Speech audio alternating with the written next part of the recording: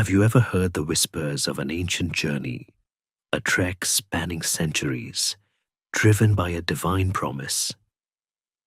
It's almost as if you can hear the shuffle of countless feet, the rustle of deerskin, and the soft murmurs of a language long lost to time, all echoing across the vast sun-baked landscapes of what we now call North America. We're talking about a story that begins not with a bang, but with a slow, deliberate migration, a gradual unfolding of a people's destiny. Imagine for a moment being told by your gods to leave everything you know, to pack up your entire civilization, and just walk.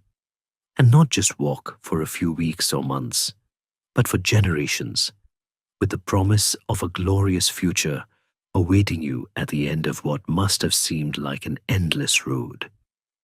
This wasn't some casual camping trip. It was an odyssey of epic proportions, driven by a deep spiritual conviction that few of us in our modern sedentary lives can truly comprehend.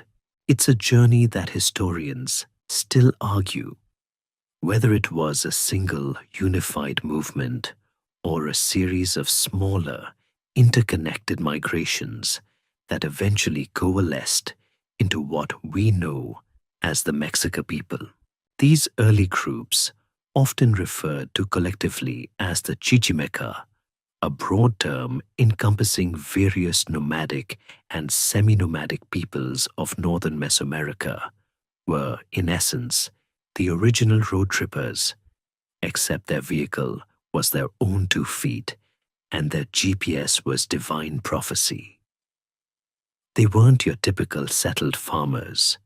They were hunters and gatherers, tough and resilient, accustomed to the harsh realities of a challenging environment. Their lives were a constant negotiation with nature, a dance between scarcity and survival. They learned to read the land, to understand the subtle shifts in the seasons, and to adapt with remarkable agility. Think of them as the ultimate survivalists, honed by necessity and driven by an intangible hunger for something more, something promised. And here's a strange fact for you. The very word Chichimeca itself, while often used by later, more settled groups to denote barbarians, simply meant people of the dog line or lineage of dogs, perhaps a nod to their nomadic lifestyle or their hunting prowess, depending on who you talk to. It's a reminder that even ancient insults can hold a kernel of truth or a fascinating cultural insight. As these groups slowly but surely moved southward, they weren't just traversing empty lands. They were entering a region already rich with established civilizations. Mesoamerica, even then, was a tapestry of complex societies, each with its own history, its own deities, and its own way of life. The Olmecs, the Teotihuacanos, the Toltecs. Echoes of their grandeur still lingered in the majestic ruins scattered across the landscape. Our nomadic ancestors, the Proto-Mexica, would have encountered these more advanced cultures, perhaps traded with them, perhaps even clashed with them.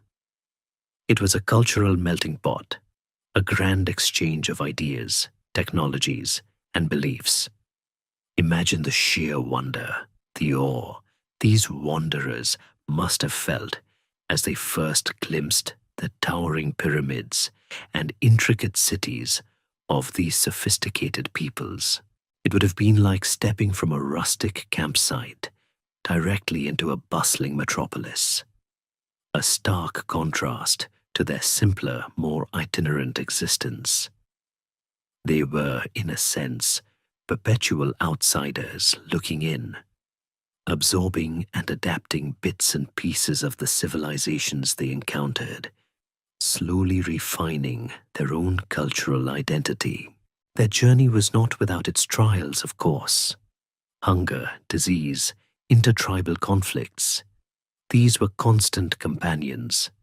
Every sunset brought the uncertainty of dawn, every new horizon a fresh set of challenges. Yet they persisted, fueled by the unwavering belief in their divine mission. This wasn't just a physical trek, it was a spiritual pilgrimage, a test of faith and endurance. And through it all, their numbers swelled, their traditions solidified, and their collective memory grew richer with each generation. This continuous movement, this constant adaptation, instilled in them a unique blend of resilience and ambition, traits that would later define their empire. It's almost as if you can see them through the mists of time, pressing forward, driven by an invisible hand, their eyes fixed on a destination they had only ever dreamed of. It's a powerful narrative, isn't it? The sheer tenacity of the human spirit, especially when guided by a compelling vision, is truly something to behold. And speaking of compelling visions, this long, winding journey eventually brought them into the central basin of Mexico, a region that would forever change their fate. It was a land of fertile valleys, sparkling lakes, and abundant resources, a stark contrast to the drier, harsher lands they had left behind. But it was also a land already claimed, already settled by numerous powerful city-states. The arrival of these barbarian outsiders, as they were often perceived, was not met with open arms.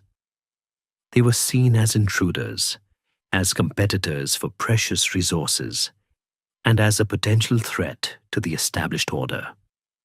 This set the stage for generations of struggle, of maneuvering, and of proving themselves worthy in a land that was both bountiful and fiercely contested.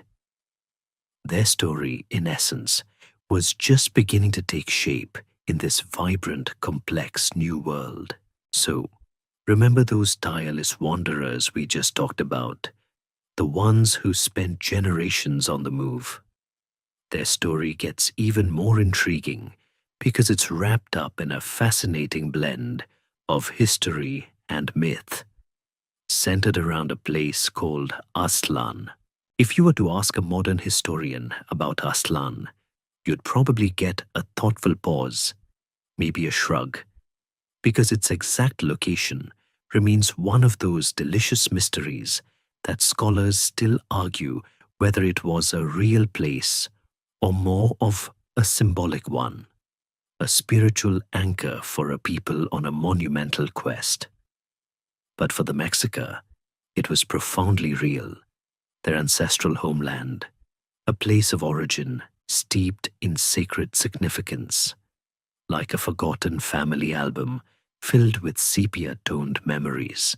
Imagine believing your very existence, your destiny, was tied to a place you could no longer find on any map, a place only accessible through the stories of your elders and the whisperings of your gods. According to their foundational myths, the Mexica were living a simple, somewhat idyllic life in Aztlán, a place often described as an island, or perhaps a series of islands, a tranquil haven surrounded by water. It sounds rather nice, doesn't it? Like a permanent vacation spot, but with more sacred rituals and less umbrella drinks. Here's a strange fact about it. Aztlán translates roughly to place of the herons, or place of whiteness, hinting at either a pristine, idyllic landscape, or perhaps the gleaming white feathers of sacred birds. It conjures images of tranquil waters and a sky filled with elegant avian life, a stark contrast to the dust and struggle of their subsequent migrations. But this peaceful existence was destined to change. The divine hand of their patron deity, Huitzilopochtli, the hummingbird left-handed one, a fearsome and powerful god of war and the sun, reached out and stirred them from their peaceful slumber. Now, Huitzilopochtli wasn't your gentle, guiding shepherd.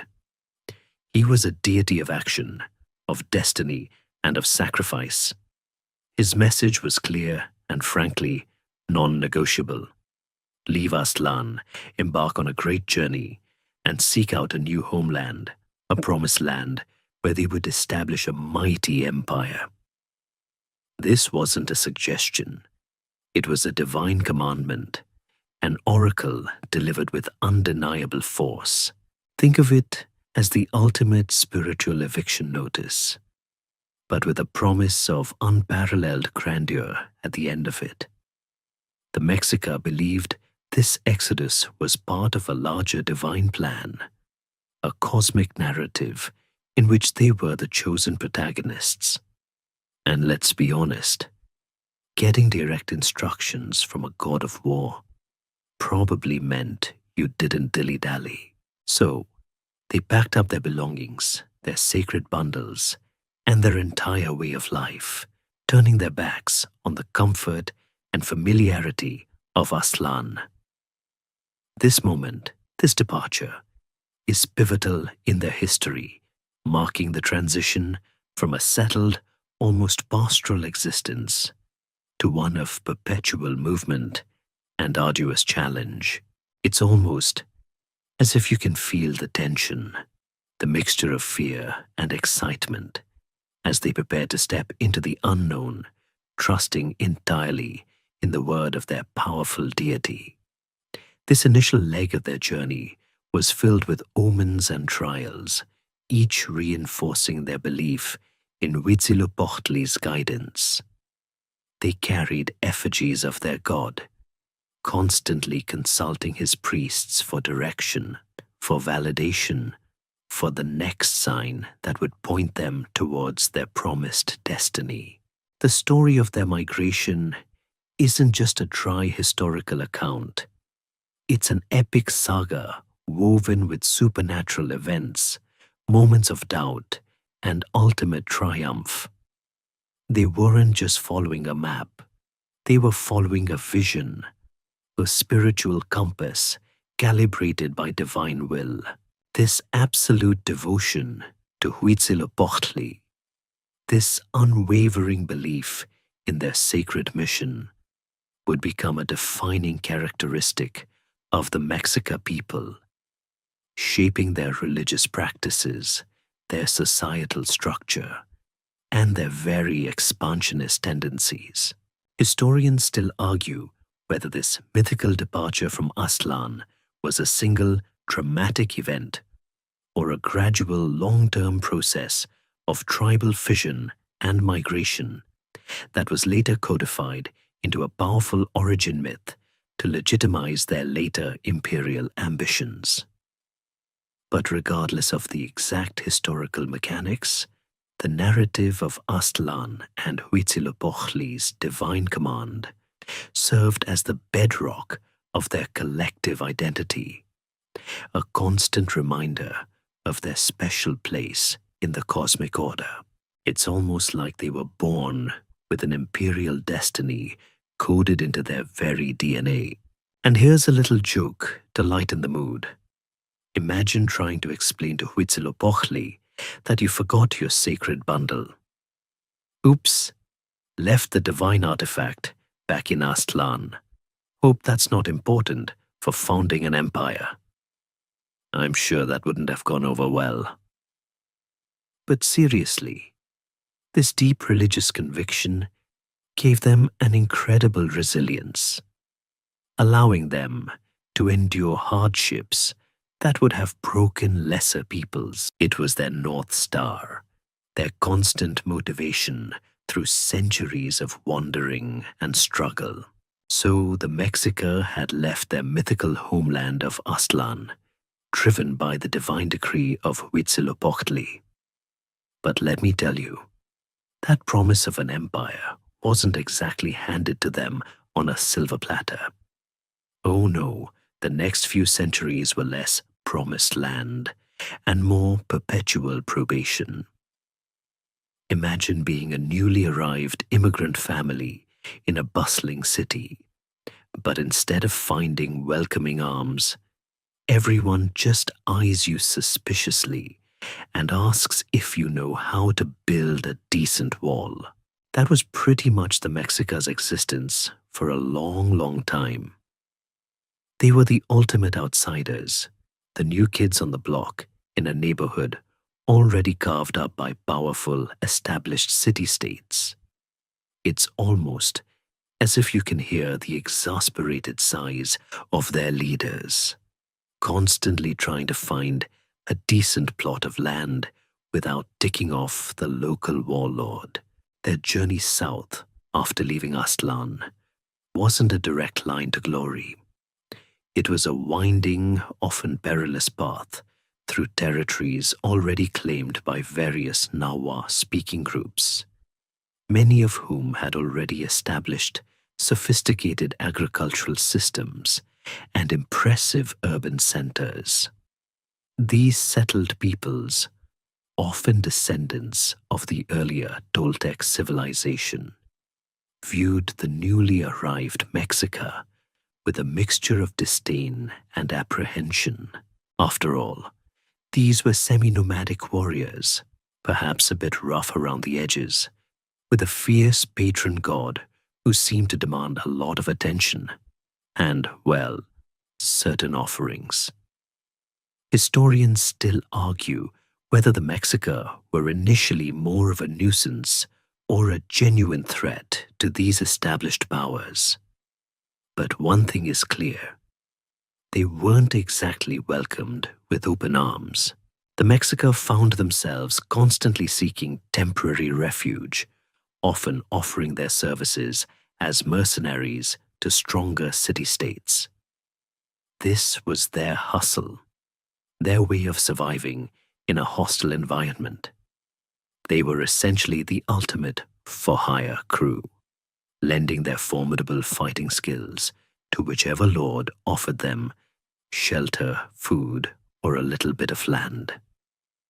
Think of them as a highly skilled, mobile security force, always looking for their next gig. This period honed their military prowess, their discipline, and their ability to adapt to diverse political landscapes. They learned the intricacies of Mesoamerican warfare, the art of diplomacy, or at least strategic subservience, and the importance of alliances, however temporary. It was a masterclass in survival, taught by the very people who often looked down on them. And here's a strange fact. During these wanderings, the Mexica were sometimes known by other names, like the Tenochtitlan or Colhua Mexica, depending on their current overlords or location, reflecting their fluid and often dependent status. One particularly notable period saw them serving the Calhuacan people, a powerful city-state that claimed direct lineage from the venerable Toltecs.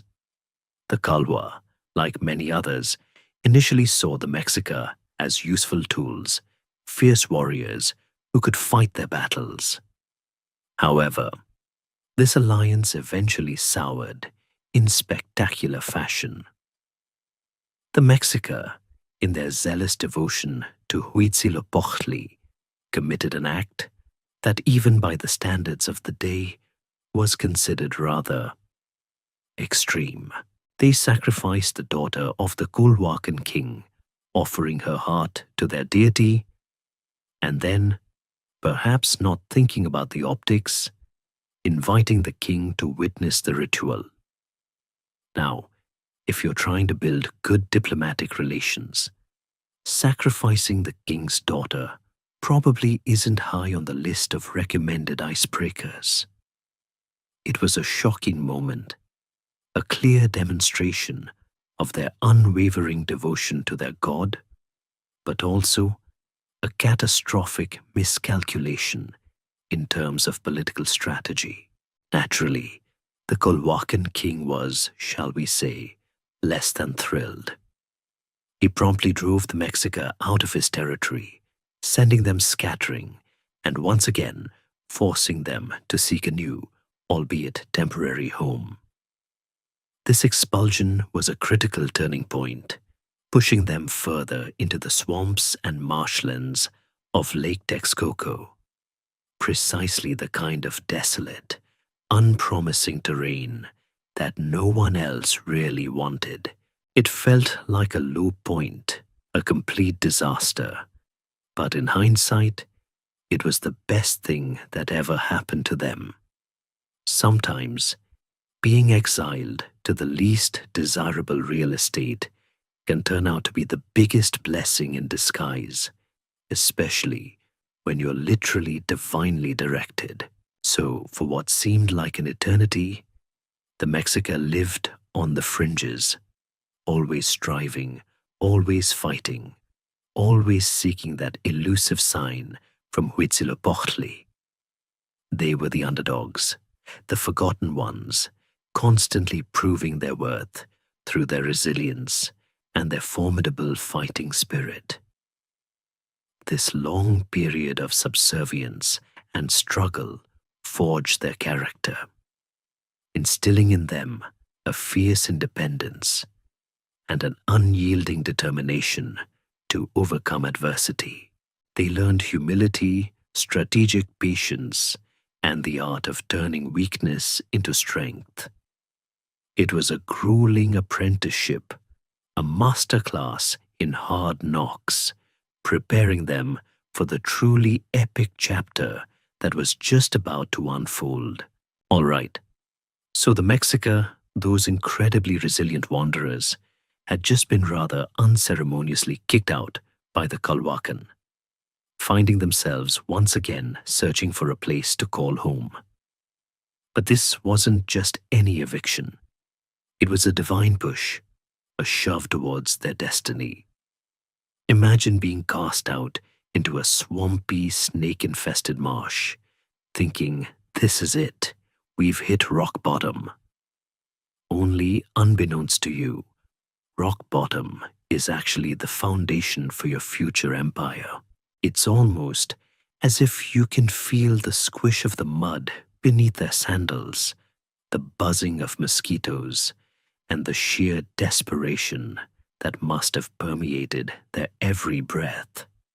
Yet, within that desperation lay the unwavering faith in Huitzilopochtli's promise. They found themselves on a small, rather unpromising island in the western part of Lake Texcoco. Now picture this. It's not exactly prime real estate. It's marshy, it's isolated, and it's certainly not where any other established city-state wanted to build. It was the land nobody else bothered with, the watery equivalent of that forgotten corner lot at the edge of town. But it was the spot, because there, amidst the reeds and the murky waters, they saw it. The sign, the one Huitzilopochtli had promised them centuries ago, the one that would signify the end of their arduous journey and the beginning of their glorious future. It was an eagle perched majestically on a prickly pear cactus, devouring a serpent. Now, pause for a moment and consider the sheer weight of that moment. Generations of wandering, of hardship, of serving as mercenaries, all culminating in this single profound visual. It wasn't just a bird and a snack. It was a cosmic billboard, a divine green light. It's a strange fact, perhaps, that a simple natural occurrence could hold such immense spiritual power. But for the Mexica, it was undeniable proof of their divine chosenness. This vision wasn't just a nice metaphor. It was the literal fulfillment of prophecy, a moment of profound revelation that solidified their identity and purpose. This eagle, serpent, and cactus sign became the bedrock of their foundation myth, a symbol so powerful it graces the modern Mexican flag even today. It's almost like they were given a divine blueprint for their entire future. And so, around the year 1325 CE, on that seemingly desolate island, the Mexica began to build. They named their nascent settlement Tenochtitlan, which means place of the prickly pear cactus, a direct homage to the very sign that guided them there. Starting a city in a swamp isn't easy, folks. There were no natural hills for defense, no solid ground for foundations, and every building project was a fight against the water. This wasn't a job for the faint of heart, or for anyone who preferred dry feet. They had to innovate, to adapt, to literally create land where there was none. And that's exactly what they did. They developed ingenious agricultural techniques, most famously the ginampas, often called floating gardens. These were rectangular plots of fertile land created by piling up mud and decaying vegetation from the lakebed, anchored by willow trees. It was like building a giant organic Lego set right on the water. Historians still argue whether the chinampas were an independent Mexican invention or an adaptation of existing Mesoamerican techniques, but their mastery of this system was undeniable, transforming a swamp into an incredibly productive agricultural powerhouse. It allowed them to sustain a growing population in an otherwise unhospitable environment, turning a perceived weakness into an unprecedented strength. Think of it. They turned waterlogged land into the most fertile farmland in the entire basin. It was a masterstroke of environmental engineering, a testament to their ingenuity and their sheer will to survive and thrive.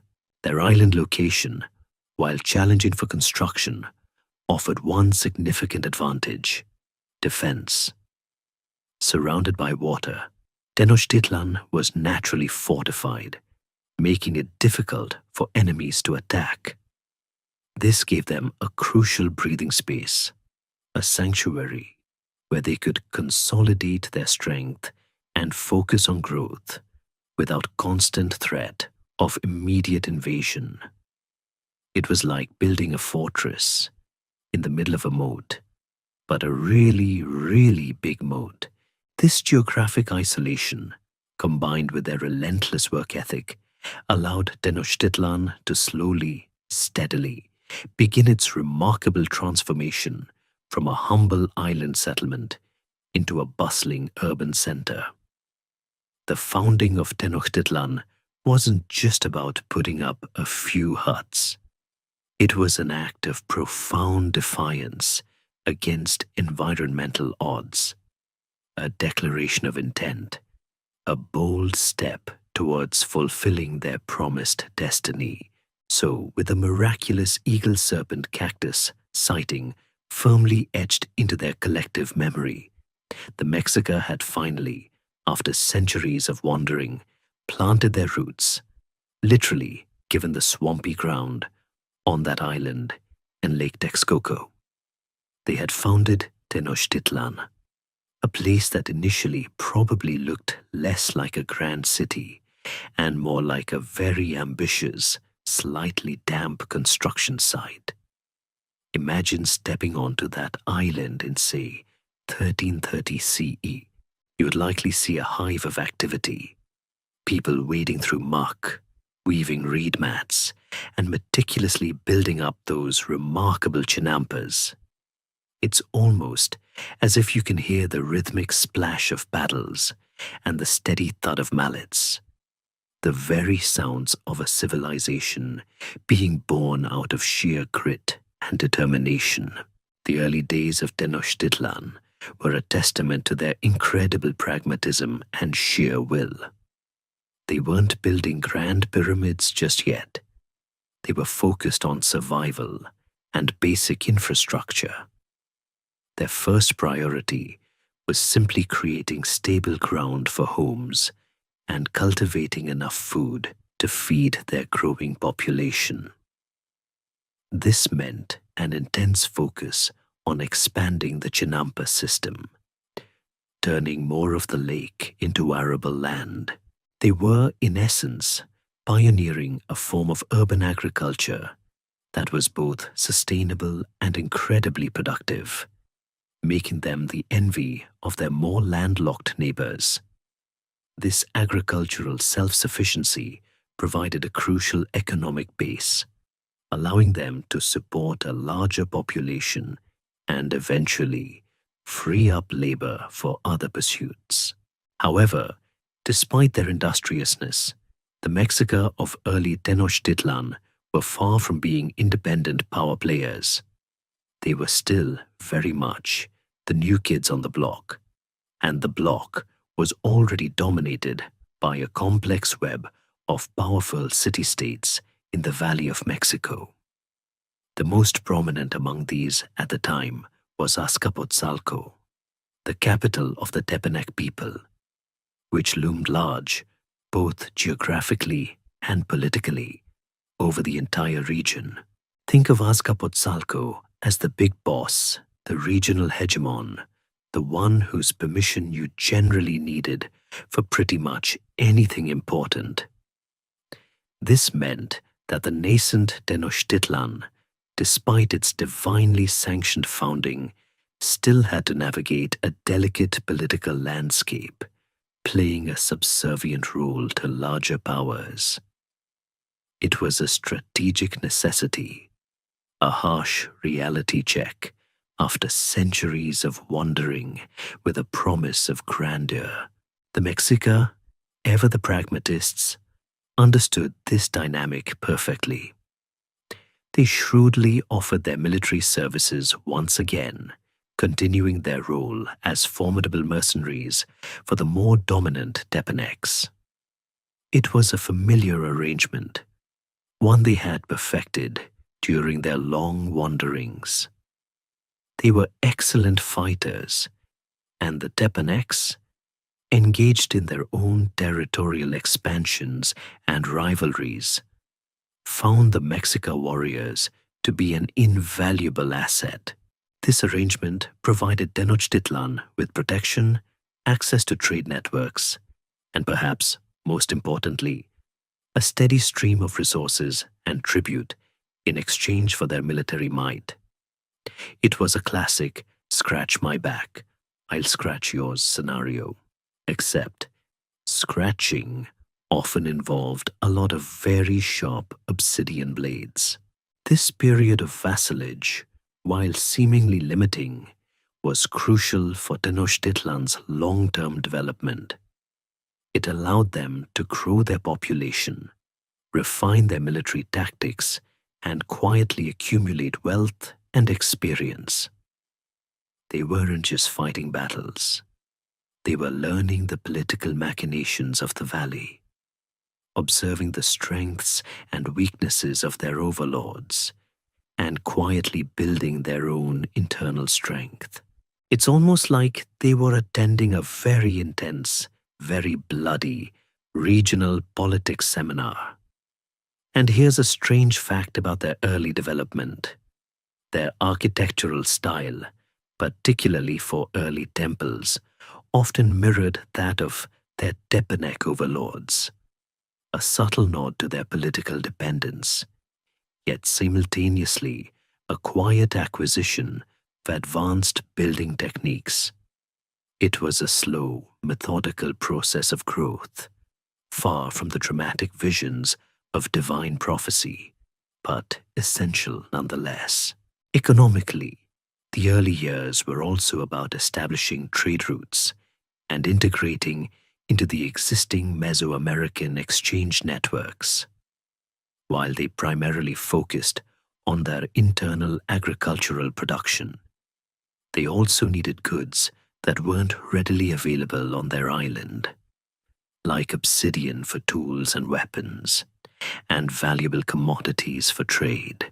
Their strategic location on the lake, with its network of canals, eventually became a huge advantage, allowing them to transport goods efficiently. This laid the groundwork for Tenochtitlan to become a bustling economic hub, a far cry from its swampy beginnings. So for decades, the Mexica toiled, built, fought, and learned. They were the loyal, if often underestimated, vassals of Azcapotzalco, patiently biding their time.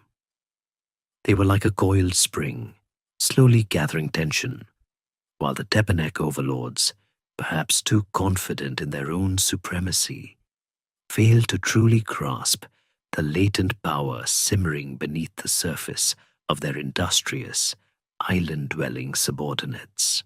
Historians still argue whether the Tepanecs genuinely underestimated the Mexica, or if their rapid rise was simply an unforeseen consequence of their own expansionist policies. Either way, the seeds of future conflict were being sown quietly, meticulously, in the fertile mud of Tenochtitlan. Now, we've seen the Mexica, those tireless island builders, patiently toiling away, growing their city of Tenochtitlan under the watchful, often dismissive eye of their powerful overlords, the Tepanecs of Azcapotzalco. But as often happens with powerful overlords, their reign started to lean less on benevolent leadership and more on, shall we say, a certain oppressive heavy-handedness. This brings us to the rise of Maxtla, a name that, if you were a Mexica living in the early 15th century, likely brought a shiver down your spine. It's almost as if you can feel the oppressive weight of his decrees, the palpable fear that began to settle over the Valley of Mexico like a thick, unwelcome fog. Maxtla was not a man known for his diplomatic charm or his sunny disposition. He was the son of Tezozomoc, the long-reigning and incredibly shrewd ruler of Azcapotzalco, who, to his credit, had built the Tepanec Empire into the dominant force in the region. Tezozomoc was a master of political maneuvering, a chess grandmaster who played the long game. But when he finally shuffled off this mortal coil in 1426, a fierce succession struggle erupted, and Maxtla, through a combination of cunning and ruthlessness, emerged victorious. He ascended to the throne, not with a gentle hand, but with an iron fist, signaling a dramatic shift in Tepanec policy towards its various vassals, including our industrious Mexica. Maxtla's rule marked a period of intensified tyranny and heavy tribute demands. He wasn't content with the existing arrangements. He wanted more. More tribute, more labor, more displays of absolute subservience. Imagine being a small business owner, finally getting your enterprise off the ground, only for the regional mob boss to suddenly double your protection payments and demand a share of your personal snack supply. That's essentially what Maxtla was doing to his vassals. He saw the burgeoning prosperity of Tenochtitlan not as a success to be fostered, but as a ripe fruit to be squeezed dry. This shift in attitude began to chafe deeply against the burgeoning pride and ambition of the Mexica leadership. One of the most immediate and impactful changes was Maxtla's increasingly hostile stance towards the Mexica. While his father Tezozomoc had been pragmatic, recognizing the Mexica's military value, Maxtla saw them as a growing threat, a potentially rebellious force that needed to be kept firmly in its place. He implemented policies designed to stifle Tenochtitlan's growth and undermine its autonomy. This included cutting off vital trade routes, placing restrictions on their expansion, and imposing even more burdensome tribute quotas. It was a calculated move to keep the Mexica weak and dependent, like trying to prune a rapidly growing tree by chopping off its roots. This wasn't just about economic hardship. It was about humiliation. The Mexica, with their deep-seated belief in their divine destiny, found this subservience increasingly intolerable. Their leaders, particularly the shrewd Itzcoatl, who would later become their ruler, understood that continued acquiescence under Maxtla would lead not just to stagnation, but to the slow strangulation of their dreams. It was a pressure cooker situation, building slowly but surely towards an inevitable explosion. And here's a strange fact.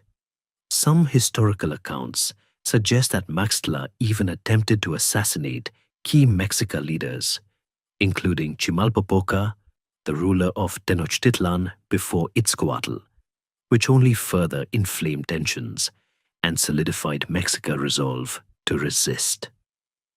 Historians still argue whether Maxtla's extreme measures were a sign of his perceived weakness or a display of absolute confidence in his own power. The reign of Maxtla wasn't just about his tyranny over the Mexica. It impacted other city-states in the valley as well, creating a widespread atmosphere of resentment and fear.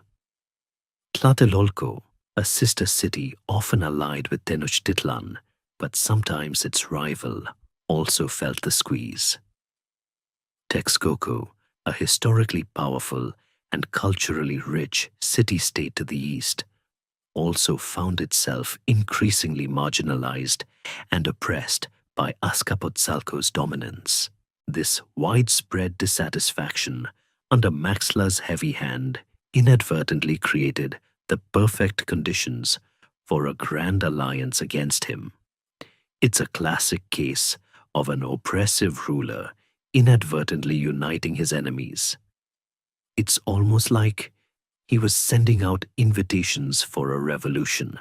So while Maxtla might have thought he was consolidating his power, he was, in fact, laying the groundwork for his own downfall. His ruthless ambition and short-sighted oppression ignited a spark of defiance among the very vassals he sought to control. The era of being the humble, hard-working subordinate was drawing to a close for the Mexica. The pressure was building, the resentment festering, and the stage was being set for a dramatic confrontation that would forever alter the balance of power in the Valley of Mexico. The gentle murmur of discontent was about to turn into a roaring call for liberation. All right, so we left off with Maxtla, the Tepanek ruler, tightening his tyrannical grip, essentially daring his vassals to rebel. His oppression, far from crushing the spirit of the Mexica and others, actually ignited a burning desire for freedom.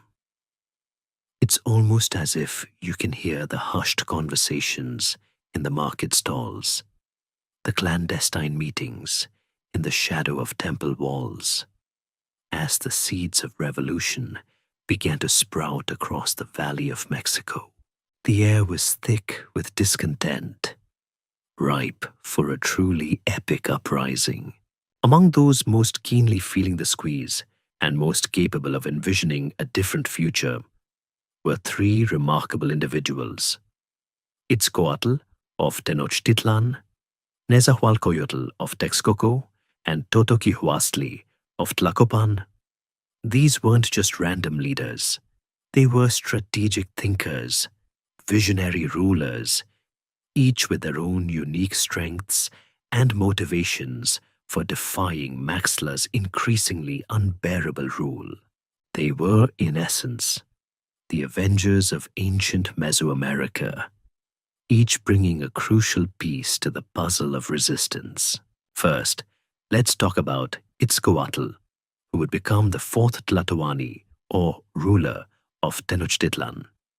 He was a shrewd and cunning leader, the one who truly understood the dire straits the Mexica were in under Maxtla, and recognized that their only path forward was outright rebellion.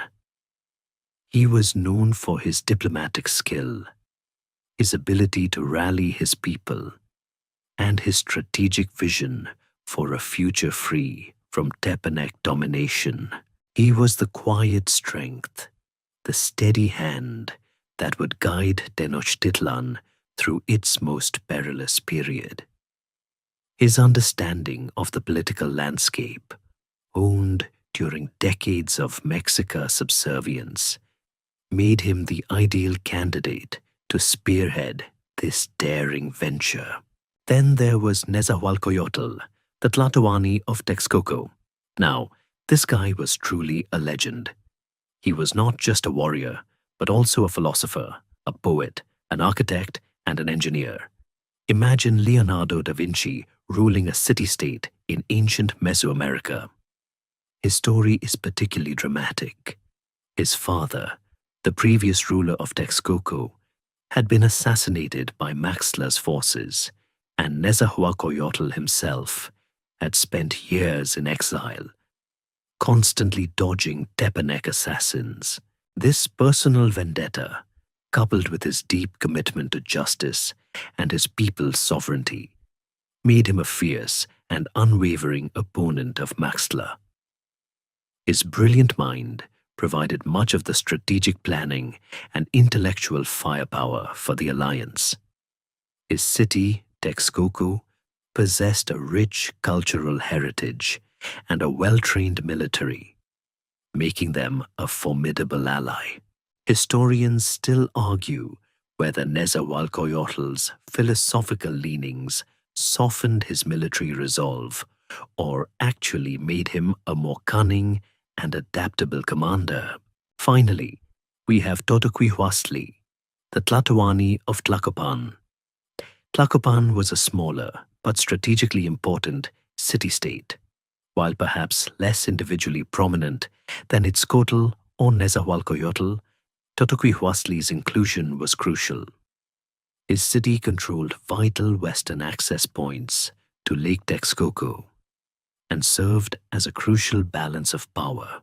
His participation ensured a broad base of support and presented a united front against Azcapotzalco, showing that resistance wasn't just limited to the major players. He was the essential third leg of the stool, providing a vital strategic position and additional military might. The forging of this alliance, known as the Triple Alliance or Excantlatoloyan in Nahuatl, was a monumental achievement in diplomacy. It wasn't an easy task.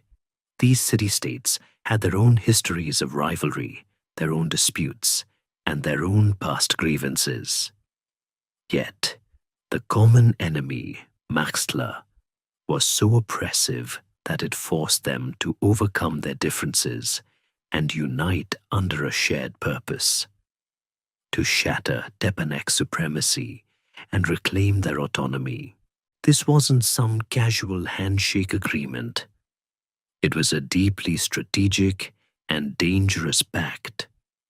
If they failed, the consequences would be dire for all involved.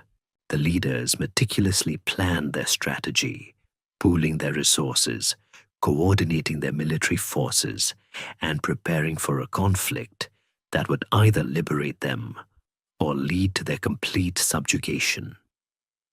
This was no small skirmish. It was a desperate gamble for the very soul of the Valley of Mexico.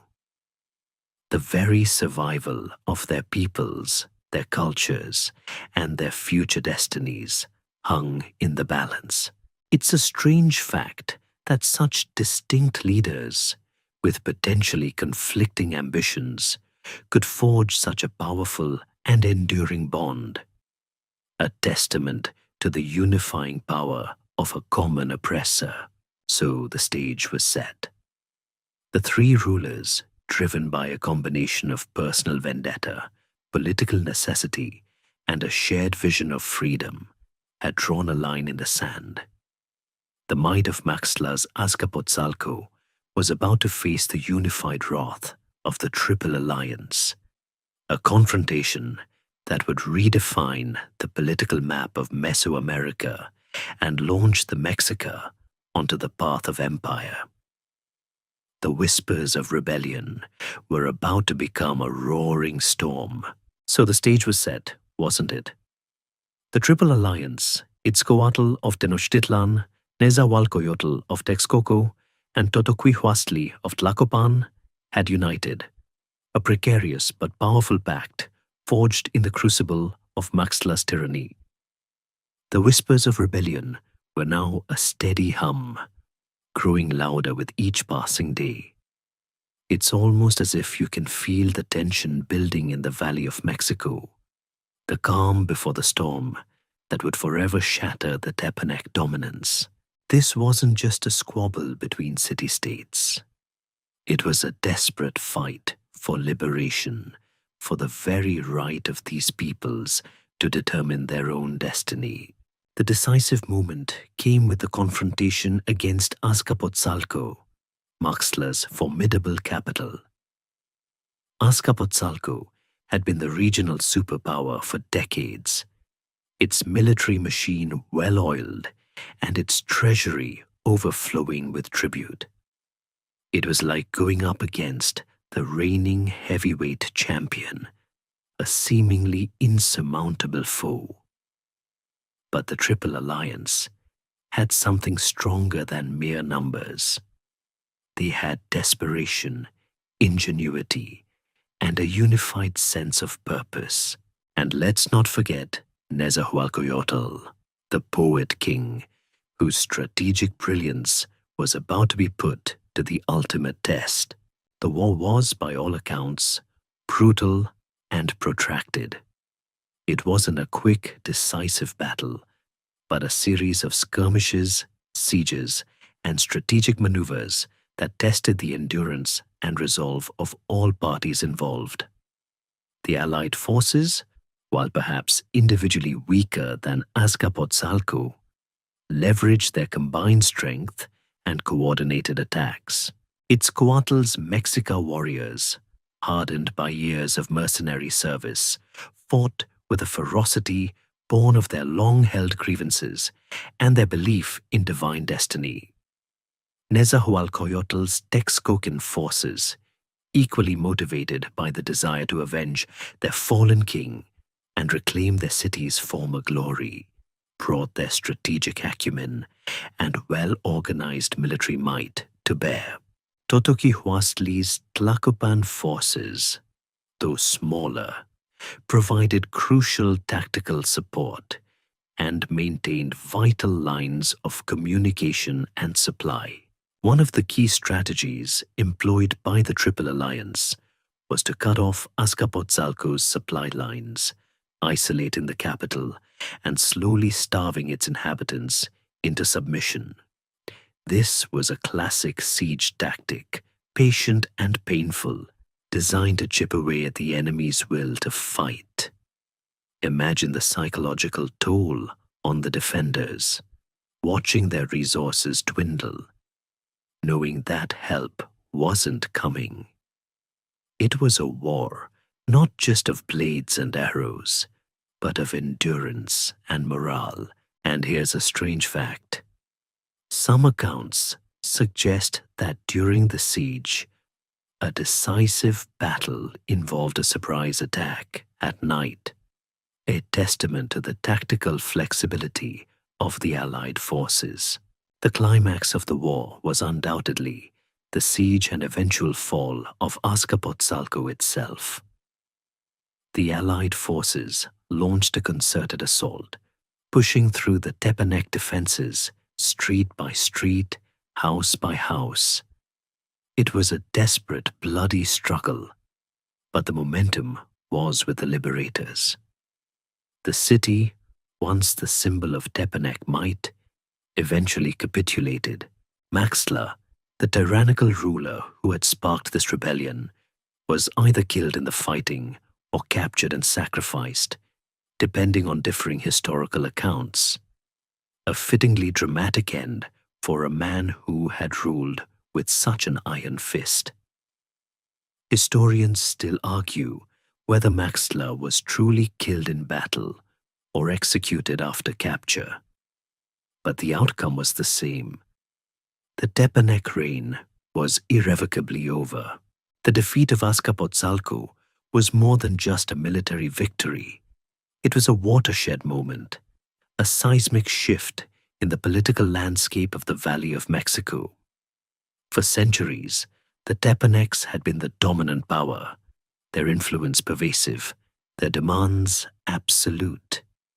Now, that power had been shattered, their capital reduced, and their empire brought to its knees by the very vassals they had sought to oppress. It was a stunning reversal of fortune, a testament to the power of unity and the indomitable spirit of those who fight for their freedom. It's almost like the entire region collectively breathed a sigh of relief. This triumph immediately elevated the status of the Triple Alliance members, particularly Tenochtitlan and Texcoco, who had spearheaded the rebellion. They had proven their military prowess, their strategic genius, and their capacity for leadership. The victory wasn't just about destroying the old order. It was about creating a new one. The spoils of war, including territory and tribute, were divided among the victors, laying the groundwork for the future structure of their nascent empire. This was the moment the Mexica, those humble wanderers, finally stepped out the shadows of subservience and onto the grand stage of Mesoamerican history, ready to claim their promised destiny. The era of their undisputed dominance was about to begin. The dust had barely settled over the ruins of Azcapotzalco, but the strategic architects of the Triple Alliance, Itzcoatl, Nezahualcoyotl, and Totoquihuasli, were already looking to the future. The defeat of Maxtla wasn't just the end of Tepanek tyranny. It was the dawn of a new era, the very genesis of what we now call the Aztec Empire. Imagine the energy, the heady mix of relief and exhilaration that must have buzzed through Tenochtitlan, Texcoco, and Tlacopan. It's almost as if you can hear the collective sigh of relief turning into a triumphant roar, as if the very air vibrated with the promise of a glorious future. This wasn't just a military victory. It was a profound political reordering. The three victorious city-states didn't simply revert to being independent entities. Instead, they formalized their wartime alliance into a permanent, structured governing body. This was the birth of the Triple Alliance as an imperial power, a confederation that would eventually dominate much of Mesoamerica. The three member cities, Tenochtitlan, Texcoco, and Tlacopan, became the core of this new empire, sharing both the responsibilities of governance and the lucrative benefits of conquest. It was a remarkably stable and effective power-sharing agreement, especially considering the often volatile political landscape of the region. The division of spoils and future tribute was laid out with surprising clarity.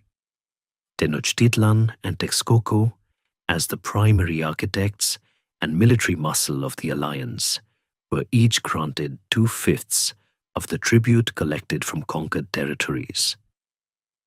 Tlacopan, the crucial third partner, received the remaining one-fifth.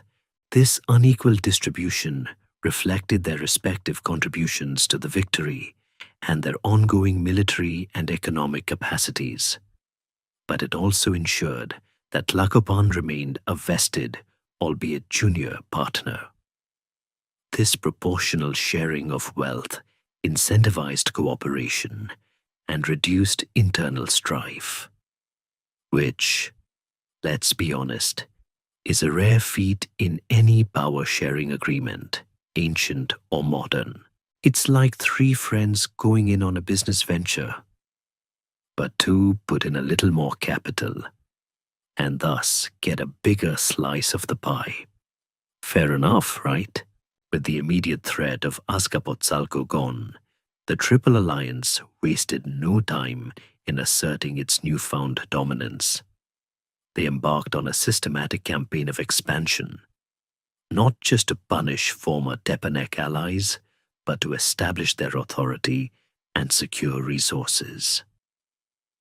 This wasn't chaotic pillaging. It was a calculated, strategic process of empire building. Their military campaigns were swift and decisive, leveraging the combined strength of their armies and their now proven tactical superiority. City-states that had once paid tribute to Azcapotzalco now found themselves paying tribute to the Triple Alliance. It was a rapid transfer of power, a shifting of the regional chessboard with remarkable speed. The early conquests focused on consolidating their control over the Valley of Mexico itself, ensuring that no rival power could emerge within their immediate vicinity. They targeted cities that had been particularly loyal to Maxtla, or those that posed a potential threat to the new order.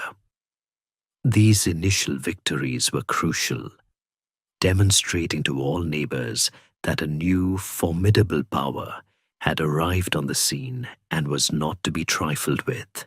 It's almost as if you can see the maps in their war rooms, red lines creeping outwards, marking new territories under their control. This period also saw a significant shift in the internal dynamics of Tenochtitlan. Having played a pivotal role in the victory, the Mexica's status within the alliance was dramatically elevated.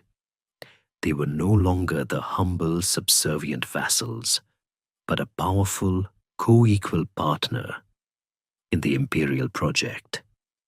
This rise in prestige was reflected in their rapidly expanding city, the increasing sophistication of their administrative structures, and the growing confidence of their leadership. It was a powerful validation of their long journey, of Huitzilopochtli's promise, and of their own relentless efforts. And here's a strange fact. The very term Aztec Empire is actually a modern construct. The people themselves refer to their powerful alliance as the Triple Alliance, or by the names of their individual cities. Aztec largely comes from Aztlán, their mythical homeland, and was popularized by later European historians. So when we talk about the Aztec Empire, remember we're referring to this specific three-city confederation dominated by Tenochtitlan that arose from the ashes of Tepanec rule. Historians still argue whether this confederation truly functioned as a unified empire or more as a dominant hegemonic alliance. But the practical result was clear. They were the undisputed power brokers. The successful defeat of Azcapotzalco and the subsequent formation and early expansion of the Triple Alliance laid the groundwork for one of the most powerful and influential empires in Mesoamerican history. The humble island dwellers had finally come into their own, ready to embark on centuries of conquest, cultural flourishing, and architectural marvels. The seeds of empire had been sown, and they were about to blossom in spectacular fashion. With the Triple Alliance firmly established and the immediate threat of Azcapotzalco decisively neutralized, the newfound imperial partners, Tenochtitlan, Texcoco, and Tlacopan, turned their collective gaze outward. This wasn't just about collecting tribute. It was about solidifying their authority, securing strategic resources, and perhaps most importantly, for the Mexica, fulfilling that long-held prophecy of a mighty empire guided by Huitzilopochtli. Imagine the sheer organizational feat required to coordinate three distinct armies, each with its own customs and command structure, into a single, cohesive military force. It's almost as if you can hear the drumbeats and trumpets echoing across the valley, signaling the inexorable march of a new power. The process of expansion and consolidation under the Triple Alliance was remarkably systematic. It wasn't a haphazard smash-and-grab operation. Instead, they strategically targeted specific city-states and regions that offered significant economic or strategic advantages. This included fertile agricultural lands, access to valuable trade routes, or regions rich in specific commodities like cotton, cacao, gold, jade, or exotic feathers. The empire was built not just on military might, but on a sophisticated understanding of resource management and economic control. They were empire builders with a business plan, if you will. Their military strategy was often characterized by a combination of overwhelming force and psychological warfare. Before an attack, emissaries would typically be sent to the target city, demanding submission and the payment of tribute. This offered an opportunity for peaceful integration, avoiding bloodshed if the city acquiesced. However, if the demands were rejected, the Triple Alliance would unleash its formidable armies. The Mexica, in particular, had honed their fighting skills over centuries of nomadic life and mercenary service, developing fearsome obsidian-edged weapons and intricate battle strategies designed to capture, rather than simply kill, enemy warriors for sacrificial purposes. It was a terrifying efficiency that served multiple objectives. When a city-state was conquered, it wasn't typically annihilated or completely absorbed. Instead, it was usually allowed to retain its local ruling elite, its religious practices, and much of its internal autonomy, provided it met certain conditions. The most crucial of these conditions was the regular payment of tribute to the Triple Alliance. This tribute could take many forms: raw materials, manufactured goods, foodstuffs, or even sacrificial victims. This system allowed the empire to extract wealth and resources without having to directly administer vast territories, making it a remarkably efficient model for imperial control. It was less about direct governance and more about a sophisticated protection racket, albeit one that brought a degree of stability and access to a larger economic network for the conquered. Historians still argue whether this indirect rule made the empire inherently unstable, or if it was a clever way to minimize resentment. Another key aspect of their consolidation was the establishment of garrisons in strategically important locations and the construction of roads and infrastructure to facilitate trade and military movement. They also fostered alliances through intermarriage with conquered elites, slowly weaving a complex web of political and familial ties across their expanding domain. This wasn't just about brute force. It was about shrewd political engineering and cultural integration, albeit one often imposed from the top down. The rapid growth of the empire under the Triple Alliance had profound effects on Tenochtitlan itself. As the primary military power and increasingly the de facto leader of the alliance, Tenochtitlan blossomed. Its population swelled, its markets became bustling hubs of trade, and its architectural projects grew in scale and ambition. The wealth flowing in from tribute allowed for massive public works, including the expansion of the Great Temple, Templo Mayor, and the construction of intricate canal systems and causeways. It was transitioning from an industrious island settlement to a truly grand imperial capital, a testament to the success of its military and political strategies. And here's a little joke to break the tension. Imagine being a minor city-state ruler trying to negotiate tribute with the Triple Alliance. So, you want my entire harvest of cacao beans, all my gold, and my best feathered headdresses. And you say, this is a good deal? Well, they'd say, it's certainly better than the alternative.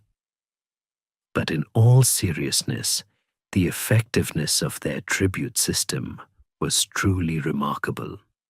Underpinning their economic might, the period following the defeat of Azcapotzalco saw the Triple Alliance steadily extend its influence across central Mexico, reaching out towards the Gulf Coast, the Pacific, and even into Oaxaca.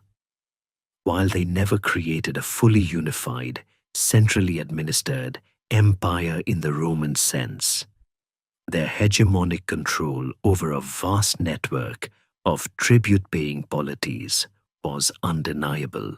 The Mexica, through their leadership in the Triple Alliance, were now fulfilling that ancient prophecy, transforming from humble wanderers into the architects of one of Mesoamerica's most formidable and impressive empires. The golden age of the Aztec dominion was truly beginning to unfold. So the Triple Alliance was on a roll, expanding its influence and demanding tribute from all corners. But for Tenochtitlan specifically, this era of burgeoning power called for more than just military might. It demanded a strategic mastermind to solidify their burgeoning empire. This brings us back to Itzcoatl, the shrewd Tlatoani who had played a pivotal role in forging the Triple Alliance and defeating Azcapotzalco. His reign from 1427 to 1440 wasn't just about winning battles. It was about building the very structure of empire, laying down the administrative and ideological foundations that would sustain Aztec power for decades to come. It's almost as if you can see him, a quiet force, meticulously weaving the threads of governance and tradition into a durable imperial tapestry. One of Itzcoatl's most profound contributions was a radical reinterpretation, or perhaps an outright rewriting, of Mexica history. Remember how we talked about their long, arduous wanderings and their subservience to the Tepanecs? Well, once they were the bosses, that narrative suddenly felt a little inconvenient. So, Itzcoatl, along with his brilliant advisor and chief minister, Tlacaelel, embarked on a deliberate campaign to burn or rewrite historical codices. Their goal was to erase the memory of their humble origins and their vassalage, replacing it with a more glorious, divinely ordained narrative of their chosen status and inherent superiority. It was essentially the first widespread government-sanctioned history revision, long before anyone ever thought of an internet forum. This bold move wasn't just about vanity. It was about legitimizing their rule and inspiring absolute loyalty from their own people and awe from their subjects. Historians still argue whether this was an act of necessary political engineering or a cynical manipulation of truth, but its effectiveness is undeniable. This historical revisionism was intrinsically linked to the glorification of Huitzilopochtli, who was elevated to the status of the supreme deity of the Mexica, a god of war and the sun whose divine will guided their conquests and justified their demands for tribute and sacrifice. This religious ideology became the spiritual bedrock of the empire, providing a compelling justification for their expansionist policies. If Huitzilopochtli demanded expansion, then who were mere mortals to argue? It bound the Mexica people together with a powerful sense of shared destiny and divine purpose, giving them an almost unshakable resolve in battle. It's almost as if you can hear the priests chanting praises, reinforcing this new, powerful narrative. Beyond the ideological restructuring, Itzcoatl also focused on the practical administration of the growing empire.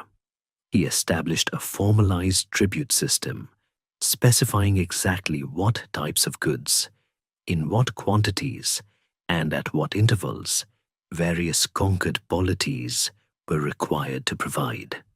This systematic approach minimized ambiguity and ensured a steady flow of resources back to Tenochtitlan and its allies. Imagine being a tribute collector back then. It probably involved a lot of detailed accounting and a very impressive abacus. This wasn't just about raw materials. It also included luxury goods for the nobility and foodstuffs to feed the rapidly growing population of the capital. Itzcoatl also oversaw significant military reforms, standardizing training, organization, and tactics across the Mexica army.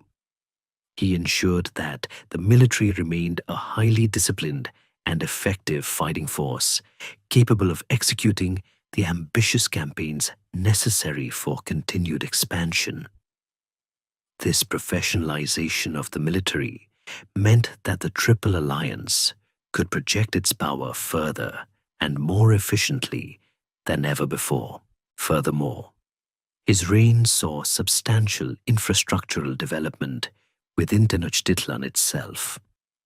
While the foundations had been laid earlier, Itzcoatl initiated more ambitious public works projects, including further expansion of the Chinampas, the construction of causeways linking the island city to the mainland, and the development of internal canals that facilitated transportation and commerce within the city. These projects transformed Tenochtitlan from a functional settlement into a truly impressive urban center, a visual manifestation of its rising imperial status. And here's a little joke: trying to get construction done on a swampy island. That's dedication. Or maybe just a lot of very patient workers with really strong backs. I bet their safety meetings were a real splash. In essence, Itzcoatl took the raw power of military victory and channeled it into a coherent, organized system of governance and expansion. He cemented Tenochtitlan's leading role within the Triple Alliance, laying the groundwork for the future glory and wealth that would define the empire. His reforms weren't flashy, but they were fundamental, ensuring the long-term stability and continued growth of the Aztec dominion.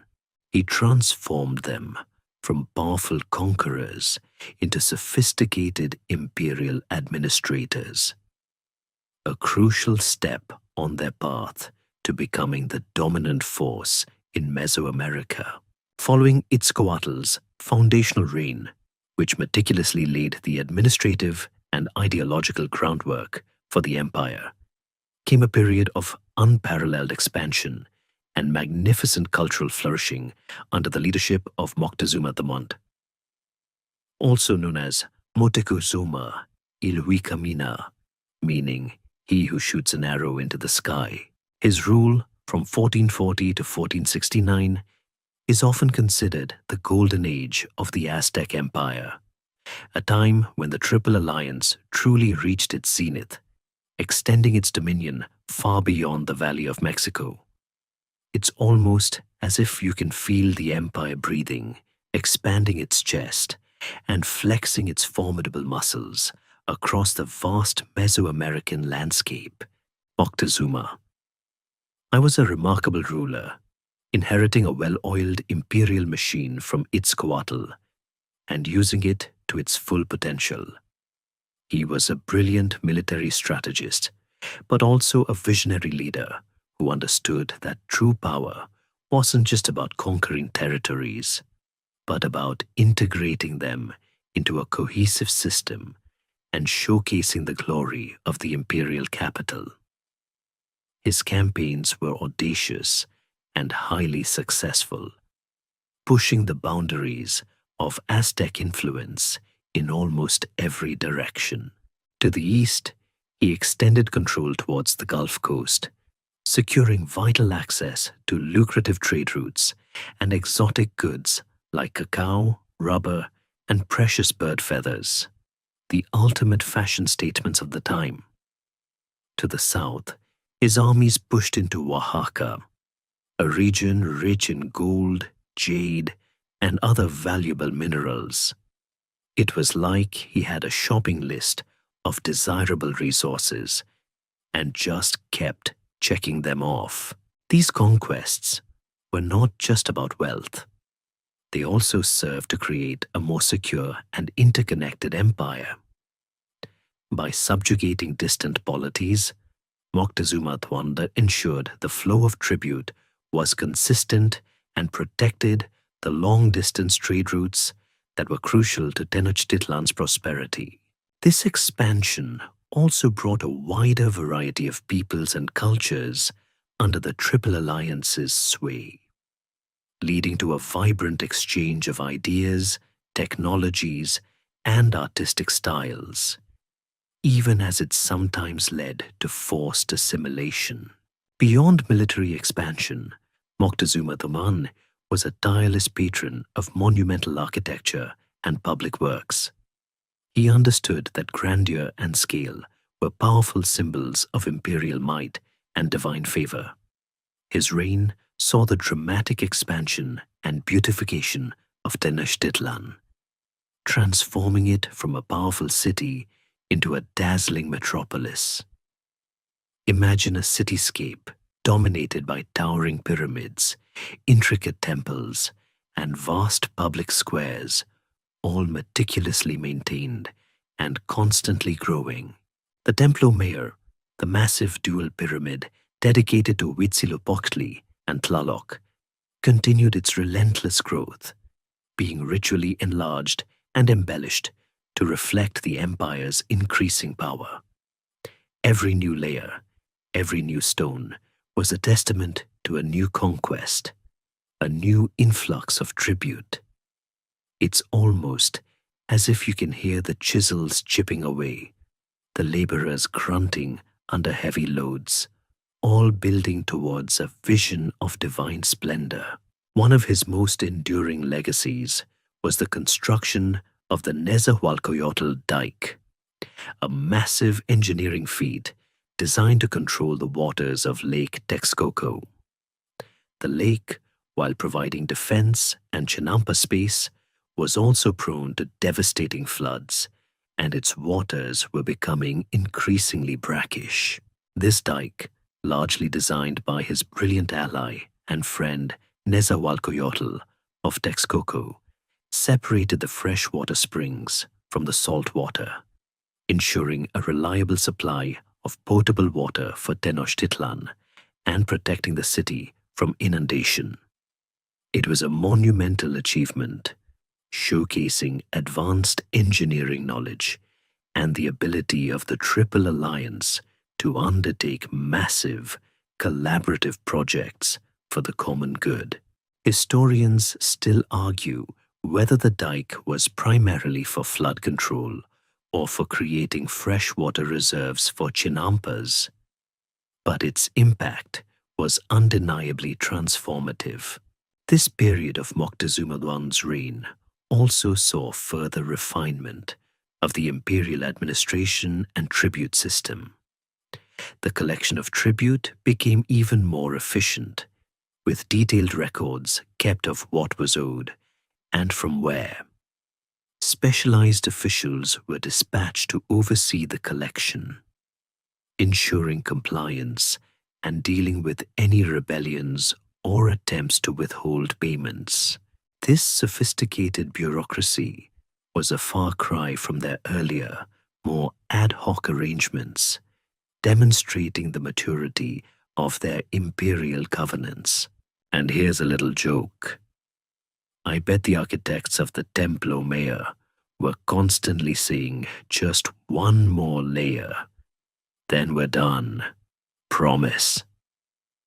But in reality, it just kept getting bigger, much to the delight of the gods and the local stone suppliers.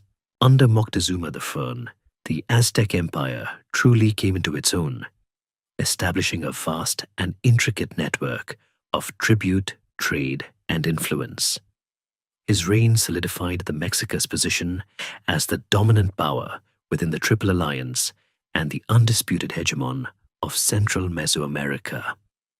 It was a golden age that set a high bar for future rulers, an era where the promise of Aztlán truly manifested in the grandeur of Tenochtitlan and the expansive reach of the Aztec dominion. Following the spectacular Golden Age under Moctezuma I, an era of unprecedented expansion and monumental construction, the Aztec Empire, led by the increasingly dominant Tenochtitlan, didn't exactly hit the pause button. Oh no, the momentum of conquest continued unabated, driven by a complex mix of economic necessity, religious fervor, and the sheer inertia of a successful military machine. It's almost as if you can feel the rhythmic beat of war drums pulsating across the land, a constant reminder of the empire's relentless ambition.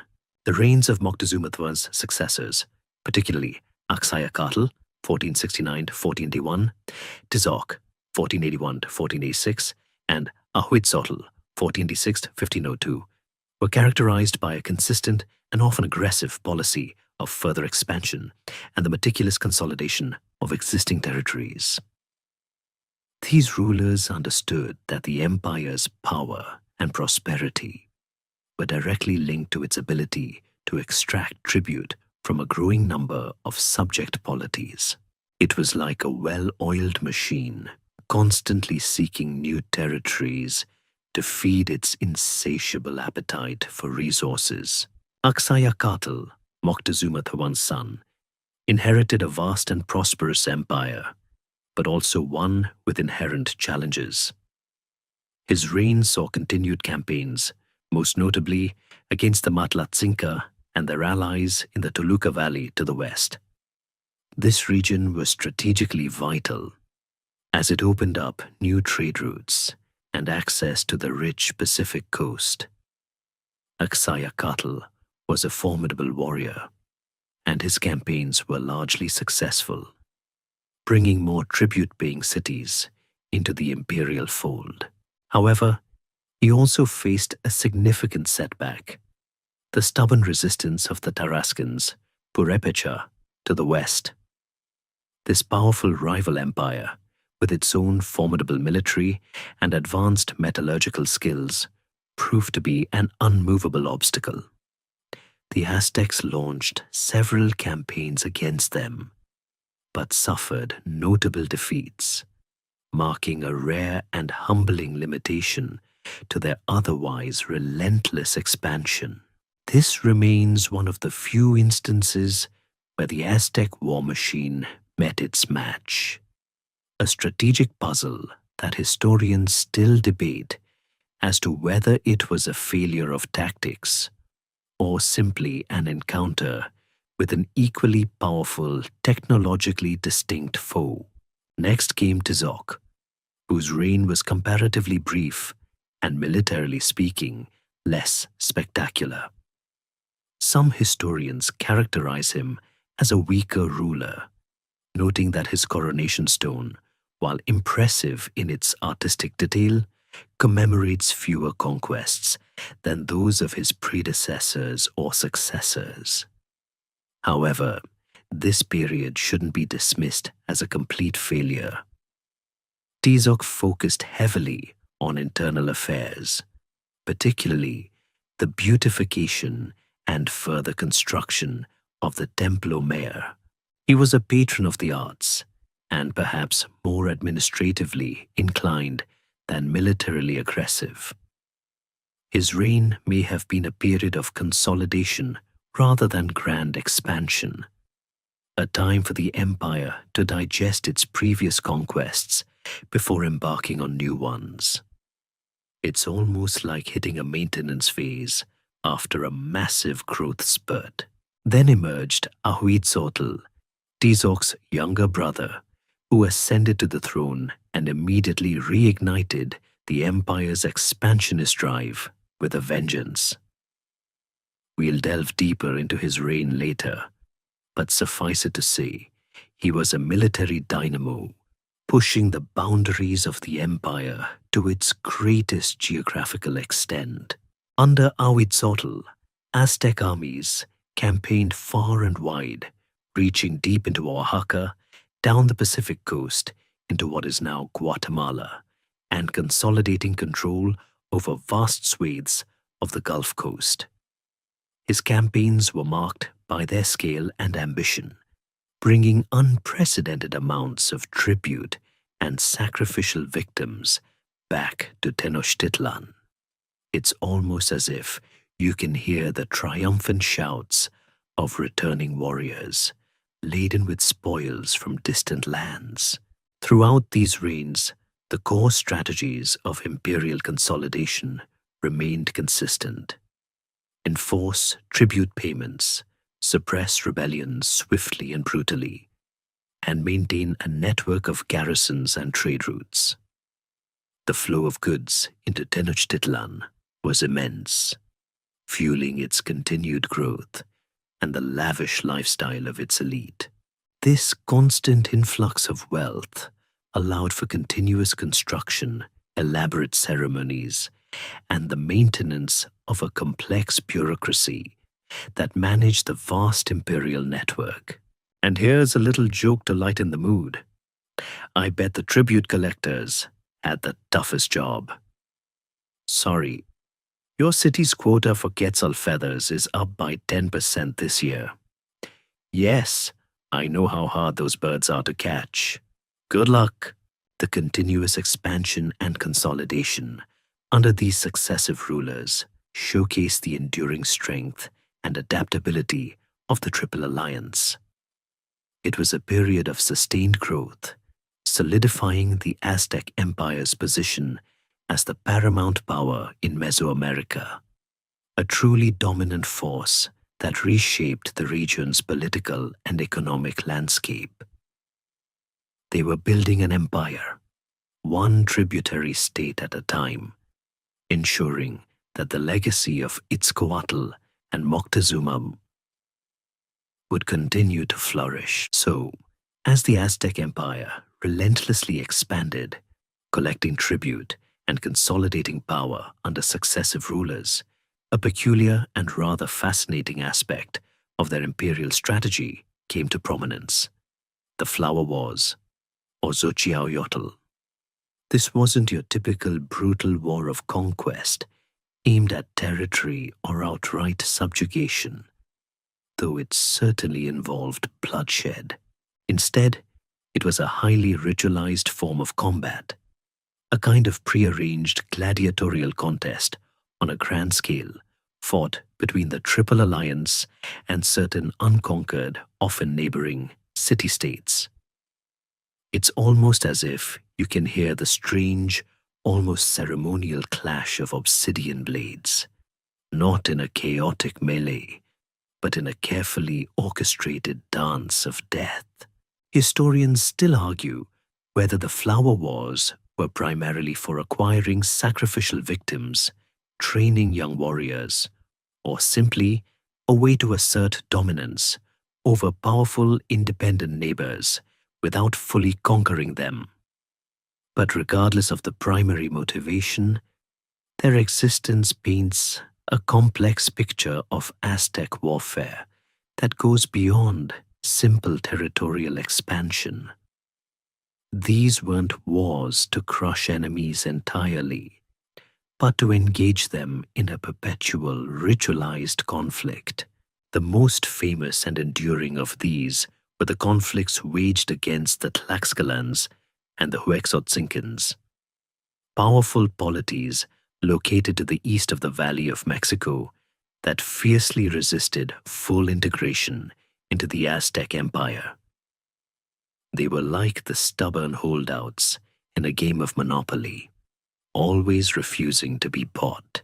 The stated purpose of the Flower Wars, according to Aztec ideology, was to provide a steady supply of captured warriors for human sacrifice to their gods, particularly Huitzilopochtli, the sun and war deity.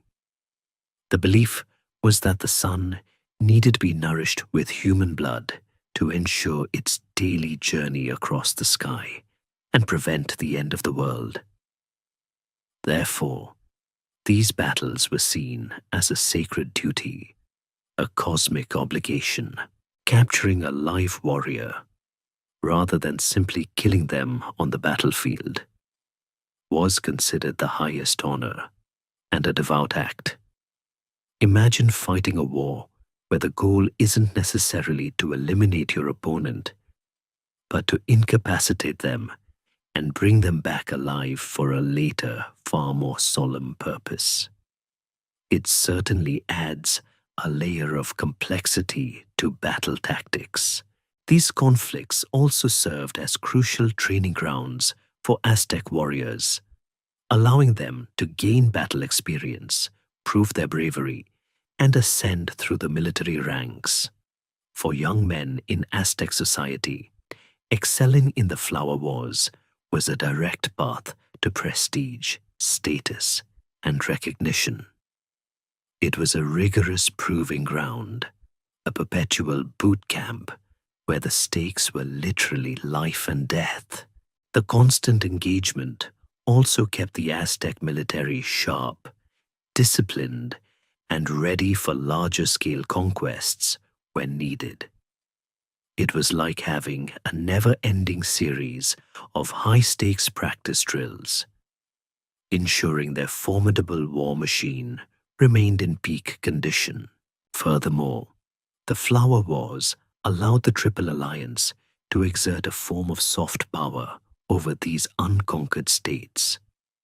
By constantly engaging them in combat, even if the primary goal wasn't full subjugation, the Aztecs maintained a psychological edge, demonstrating their military superiority and reminding these independent polities of their precarious position. It kept them on edge, prevented them from growing too strong, and often disrupted their economies, subtly pressuring them towards eventual submission. It was a strategy that bled these independent states dry, both literally and figuratively, without incurring the administrative burden of direct rule. And here's a strange fact. Sometimes, Flower Wars even involved specific prearranged battlefields and times, almost like a scheduled sporting event, albeit one with incredibly high stakes. The Tlaxcalans, in particular, became the Aztecs' most persistent and famous adversaries in these flower wars. They were a powerful and proud people, fierce warriors who successfully maintained their independence for centuries despite being surrounded by the Aztec Empire. Their unwavering resistance created a constant source of tension and a continuous demand for Aztec military engagement. This enduring rivalry, fueled by generations of flower wars, would later have catastrophic consequences for the Aztec Empire when the Spanish arrived, as the Tlaxcalans would become crucial allies to Cortes, seeking to finally break free from the Aztec yoke.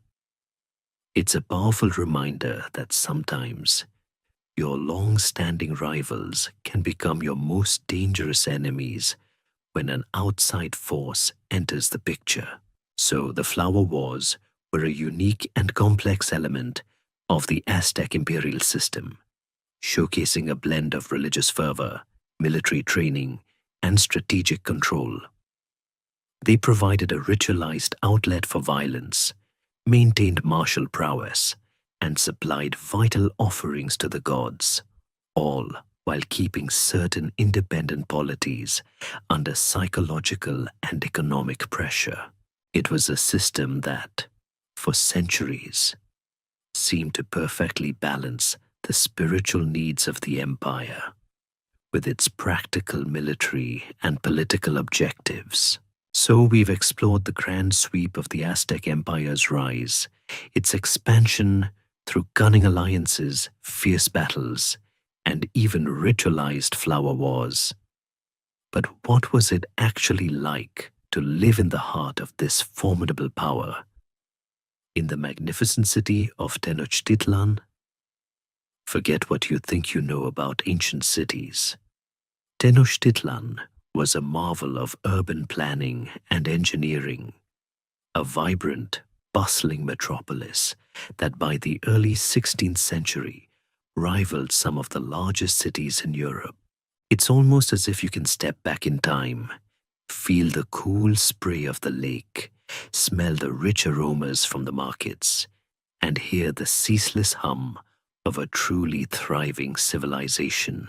At its peak, Tenochtitlan was home to an estimated 200,000 to 300,000 inhabitants, making it one of the largest cities in the world at the time.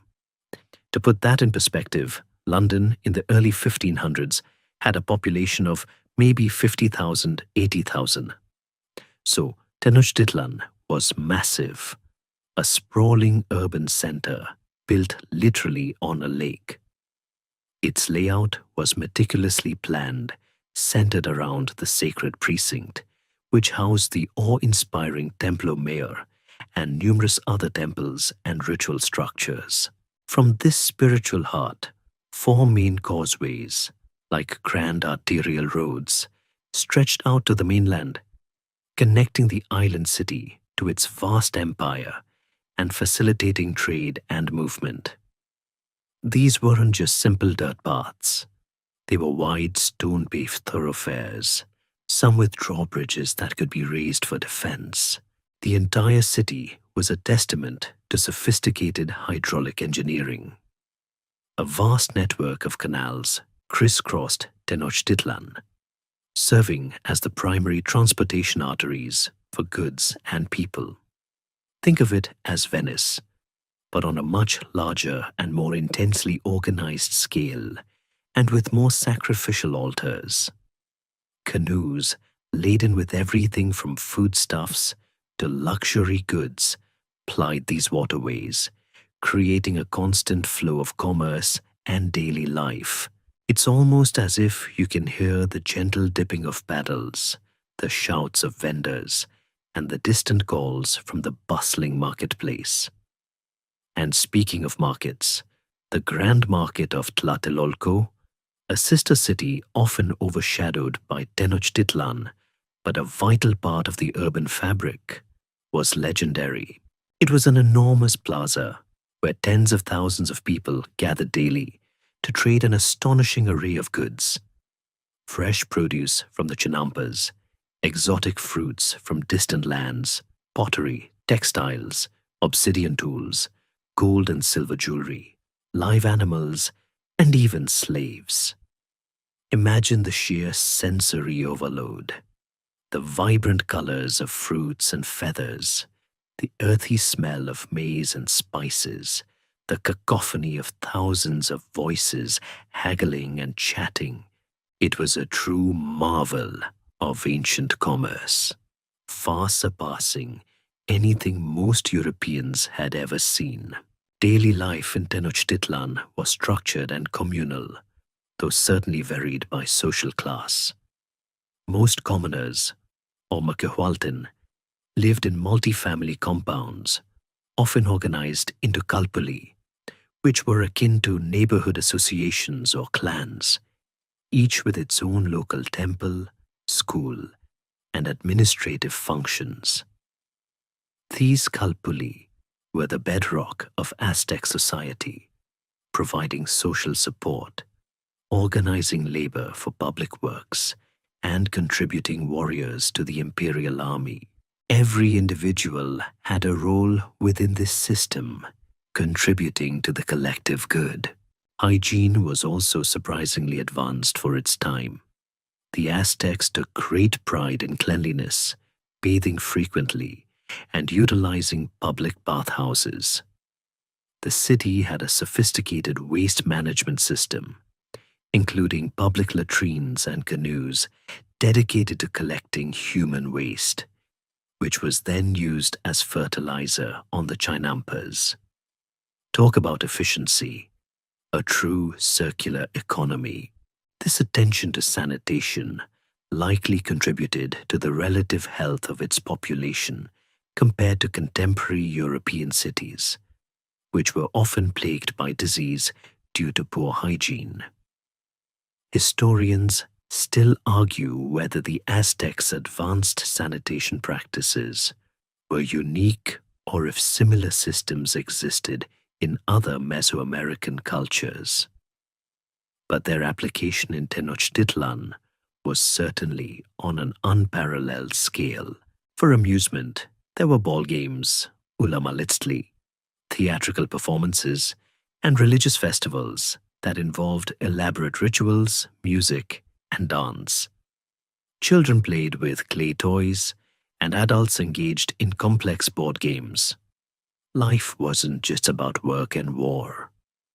There was a rich tapestry of cultural activities that bound the community together. And here's a little joke for you. I bet the city planners of Tenochtitlan would have loved to give modern urban developers a masterclass. You call that traffic. We move our entire city by canoe, mate. In essence, daily life in Tenochtitlan was a dynamic blend of sophisticated urban living, deep religious devotion, and a meticulously organized social structure. It was a city that defied its challenging environment, transforming a swampy island into a glittering imperial capital, a testament to the ingenuity and organizational prowess of the Aztec people. So we've taken a stroll through the bustling streets and watery canals of Tenochtitlan, getting a glimpse of its vibrant daily life. But who were the people navigating these waterways and market stalls? How was this incredibly complex society organized? Well, the Aztec Empire, like many ancient civilizations, operated on a meticulously structured and rather rigid social hierarchy. It wasn't a place where you could simply pull yourself up by your bootstraps to become an emperor. Your place in society was largely determined by birth, though military prowess and religious devotion could certainly earn you significant prestige and opportunity. It's almost as if you can see the invisible lines of status dictating every interaction, every aspiration. At the very pinnacle of Aztec society was the Tlatoani, the emperor, often referred to as he who speaks. This wasn't just a king. He was considered a semi-divine figure, the embodiment of the state, both a political and religious leader.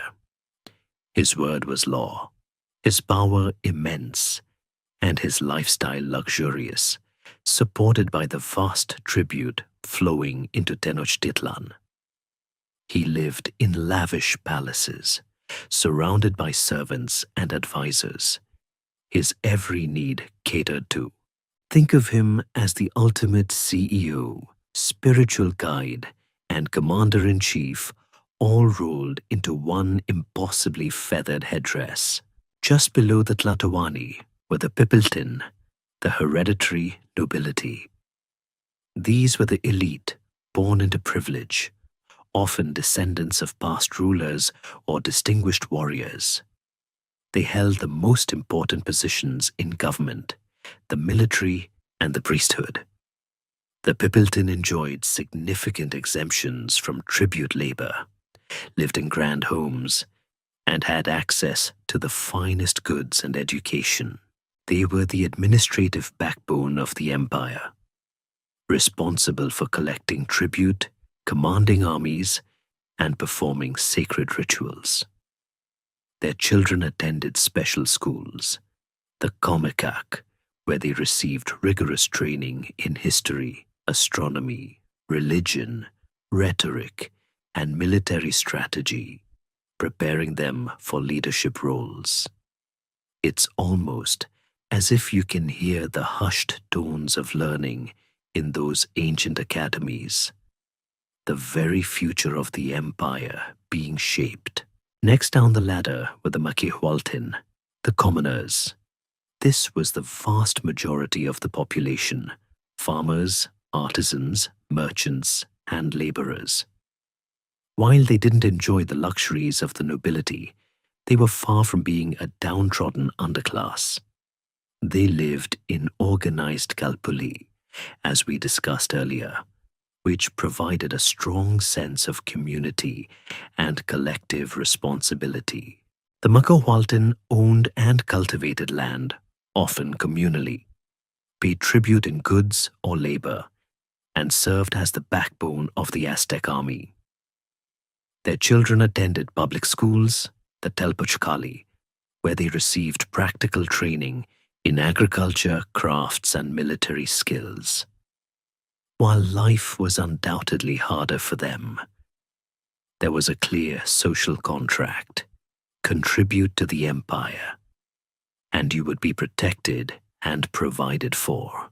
And here's a strange fact: a particularly brave or skilled Makihualtin warrior could, through extraordinary acts on the battlefield, earn the right to enter the lower ranks of the Pipiltin, or at least gain significant prestige and certain privileges, demonstrating a sliver of social mobility. Historians still argue whether this social mobility was truly open to many or mostly a symbolic ideal. Below the commoners were various specialized groups. The Poshteka were a particularly fascinating class of long-distance merchants. While technically Makihualtin, their wealth, knowledge of distant lands, and often their role as spies for the empire gave them a unique and influential position. They were incredibly wealthy, living in their own exclusive kalpale and holding their own specialized courts. Imagine being a traveling salesman who also occasionally gathers intelligence for the government. Quite the side gig. Then there were the Tlacotin, or slaves. It's important to understand that Aztec slavery was very different from European or chattel slavery. It was not hereditary. Children of slaves were born free. People could become slaves due to debt, as a punishment for certain crimes, or by selling themselves or their children into servitude during times of extreme poverty. Slaves could own property, marry free people, and even by their own freedom. It was more akin to indentured servitude, a temporary economic status, rather than a permanent mark of degradation. Finally, at the very bottom were the Tlahtlacotin, captured warriors destined for sacrifice. While often considered a distinct category due to their ultimate fate, their status was momentary, a grim but vital part of the religious economy of the empire. This rigid, yet somewhat permeable, social structure provided stability and order to the vast and complex Aztec Empire. Everyone knew their place, their duties, and their responsibilities, contributing to the collective power and glory of Tenochtitlan and the Triple Alliance. It was a well-oiled machine, fueled by tribute, sustained by labor, and guided by a powerful hierarchy. So we've peeled back the layers of Aztec society, from the regal Tlatoani down to the essential commoners. Now, let's dive into the very soul of their civilization, their intricate and deeply pervasive religion and cosmology. For the Aztecs, religion wasn't just a Sunday affair. It permeated every single aspect of their lives, from planting maize to waging war, from the birth of a child to the death of an emperor. It's almost as if you can feel the constant presence of the divine, shaping every decision, every breath. At the heart of the Aztec worldview was a cyclical understanding of time and creation. They believed in a series of suns or ages, each ending in a cataclysmic destruction, only for a new one to be born. They lived in the era of the fifth sun, an age that, according to their prophecies, was destined to end in massive earthquakes. This belief in an impending but not necessarily immediate apocalypse instilled a profound sense of cosmic responsibility. Their actions, particularly their religious rituals, were seen as vital to postpone this inevitable destruction and maintain the delicate balance of the universe. It was like living with a ticking cosmic clock, constantly needing to offer sustenance to the divine to keep it from running out. Their pantheon of gods was vast and complex, reflecting the myriad forces of nature, human endeavors, and ancestral spirits. While there were hundreds, if not thousands, of deities and minor gods, a few stood out as supremely important. We've already met Huitzilopochtli, the fierce god of war and the sun, the Mexica's patron deity who guided them from Aztlán and demanded constant nourishment through sacrifice to ensure the sun's daily journey. His towering shrine atop the Templo Mayor in Tenochtitlan was the spiritual heart of the empire. Equally prominent was Tlaloc, the ancient Mesoamerican god of rain, water, fertility, and agriculture. His favor was absolutely essential for the survival of the Chanampas and the maize fields that fed the empire. Without Tlaloc's life-giving waters, famine was a constant threat. The dual shrines atop the Templo Mayor, dedicated to both Huitzilopochtli and Tlaloc, beautifully symbolized the Aztec understanding that both warfare and agriculture were fundamental pillars of their existence, demanding equal reverence and offerings. Then there was Quetzalcoatl, the feathered serpent, a much older deity revered across Mesoamerica, associated with creation, knowledge, wind, art, and wisdom. He was often seen as a benevolent bringer of culture and civilization, sometimes even as a god who self-sacrificed for humanity. His presence in the Aztec pantheon linked them to a grander, more ancient Mesoamerican spiritual tradition. connecting their recent rise to the deep currents of regional history. Historians still argue whether the later Spanish arrival was truly seen as a return of Quetzalcoatl, or if that narrative was largely a post-conquest invention. Another significant deity was Tezcatlipoca, the smoking mirror, a powerful and often terrifying god of night, destiny, sorcery, and discord. He was Huitzilopochtli's rival brother, and his capriciousness and omnipotence made him a force to be constantly appeased and feared. He embodied the unpredictable and often harsh realities of existence, reminding the Aztecs that not all divine forces were benevolent. It's almost as if you can imagine the priests performing elaborate divinations, trying to discern the will of such a formidable and unpredictable deity. Religious ceremonies and festivals were a constant feature of Aztec life, synchronized with the agricultural calendar and the cycles of the sun and moon. These events were vibrant, elaborate spectacles involving music, dance, fasting, feasting, and critically, human sacrifice. Every major event, from the sowing of seeds to the crowning of an emperor, was accompanied by specific rituals designed to honor the gods and ensure cosmic harmony. The Aztec cosmos was also stratified, not just horizontally with the four cardinal directions and the center, but vertically. Above the earthly realm were multiple layers of heavens, home to various deities. Below were layers of the underworld, Mictlan, the land of the dead. This complex cosmology provided a framework for understanding their place in the universe, the journey of the soul after death, and the intricate relationship between humanity and the divine. And here's a little joke for you. I bet Aztec priests had the busiest calendars. Tuesday, appease Tlaloc. Wednesday, sacrifice to Huitzilopochtli. Thursday, try not to anger Tezcatlipoca. Weekends off, not a chance.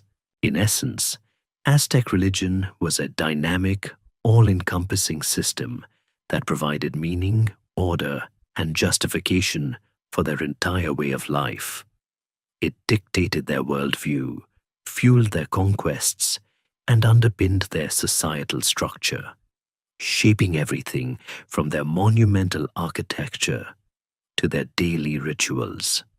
It was a profound and unwavering devotion that defined who they were as a people and as an empire. Having explored the rich tapestry of Aztec religion and cosmology, it's impossible to discuss their spiritual life without directly addressing the elephant in the ceremonial chamber: human sacrifice. For modern sensibilities, it's a concept that often evokes horror and revulsion, making it one of the most controversial and widely misunderstood aspects of Aztec civilization. But for the Aztecs themselves, it was not merely an act of brutality. It was a profound, necessary, and deeply sacred practice, absolutely central to maintaining the delicate balance of the cosmos and ensuring the very survival of humanity. It's almost as if you can hear the deep, resonant beat of the sacrificial drum, a sound that, for them, was the pulse of the universe itself. The underlying rationale for human sacrifice stemmed directly from their cyclical view of time and their belief in the five suns. The Aztecs believed that the current fifth sun, the one they inhabited, was brought into existence through the self-sacrifice of gods. To repay this immense debt, and to prevent the current age from collapsing into darkness and chaos, a very real fear given their understanding of previous cataclysms, human blood the most precious substance, was deemed essential. It was a cosmic quid pro quo, a constant feeding of the divine engine that powered the sun, the rain, and all life. Imagine believing that the very rising of the sun each morning depended on the ultimate act of offering. That's a heavy burden of responsibility. The primary deity demanding this ultimate sustenance was Huitzilopochtli, the Mexica's fierce patron god of war and the sun. His cult was inextricably linked to military expansion, as captured warriors were the preferred sacrificial victims. These captives, especially those taken from the ritualistic flower wars, were seen as the most potent offerings, symbols of the empire's power and the Mexica's unwavering devotion. The act of capturing an enemy warrior alive on the battlefield was considered the highest honor for an Aztec warrior, far more prestigious than simply killing them. This emphasis on capture directly influenced Aztec military tactics, making them incredibly effective at subduing and taking prisoners. While captured warriors formed a significant portion of the sacrificial victims, other groups were also offered depending on the specific deity being appeased and the nature of the ritual. For instance, children were sometimes sacrificed to Tlaloc, the rain god, particularly during times of drought, in the belief that their tears would bring forth life-giving rain. This, of course, is one of the more chilling aspects for us to reconcile, highlighting the vast cultural and moral chasm between their worldview and ours. However, for the Aztecs, it was born out of a desperate need to avert widespread famine and ensure the survival of their entire community. The sacrificial rituals themselves were elaborate and deeply symbolic, often taking place atop the towering temples, most famously the Templo Mayor in Tenochtitlan. The exact procedures varied, but typically involved the victim being led to the top of the temple, often stripped and sometimes painted. Priests, adorned in ceremonial regalia, would perform the ritual, often extracting the heart while the victim was still alive, offering it to the sun, and then casting the body down the temple stairs.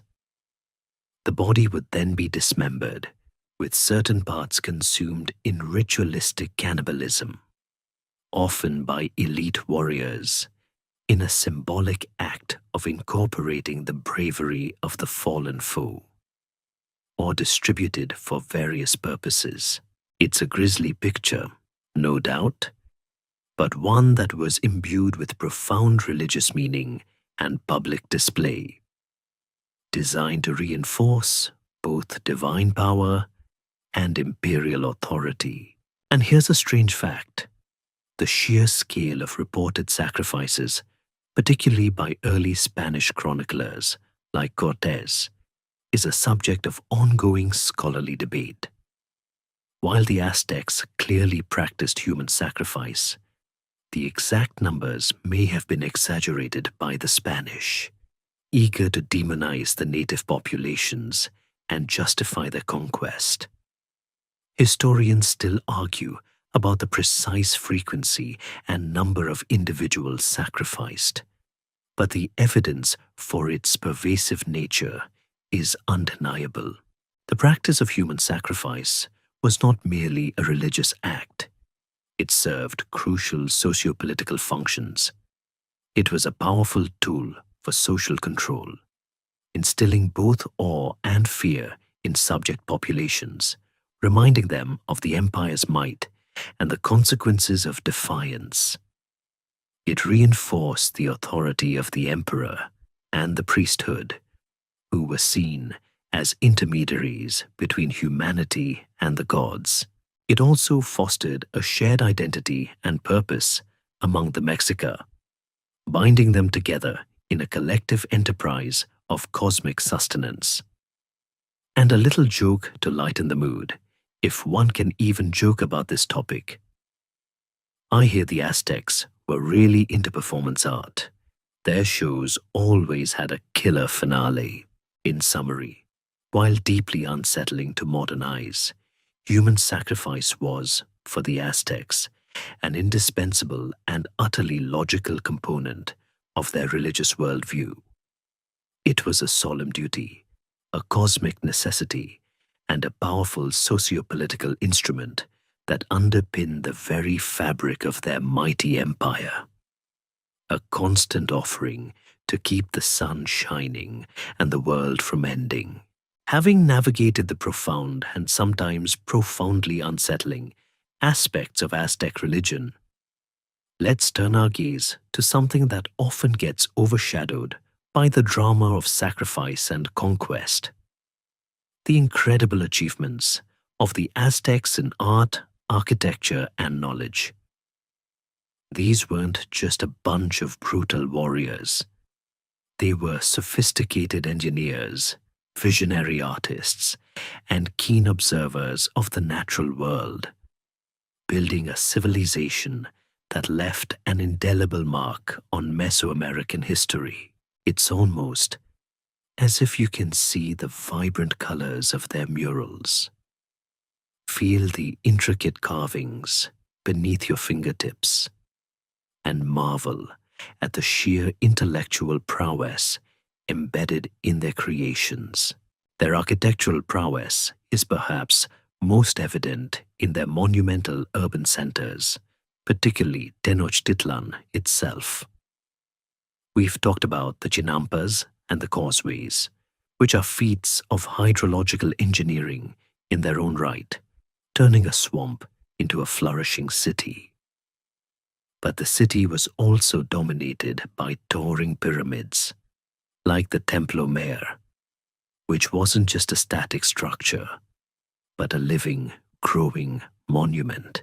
It was built in successive layers over centuries, each new stage encapsulating the previous one, like a set of nested dolls. Every time the empire conquered new territories or celebrated a significant event, a new, larger layer would be added, incorporating the artistic styles and tributes of the new era. It's almost as if you can see the layers of history embedded in its very stone, a testament to continuous growth and power. This constant rebuilding, a process known as entierro de las ofrendas, burial of offerings, preserved earlier structures and countless offerings, providing invaluable archaeological insights today.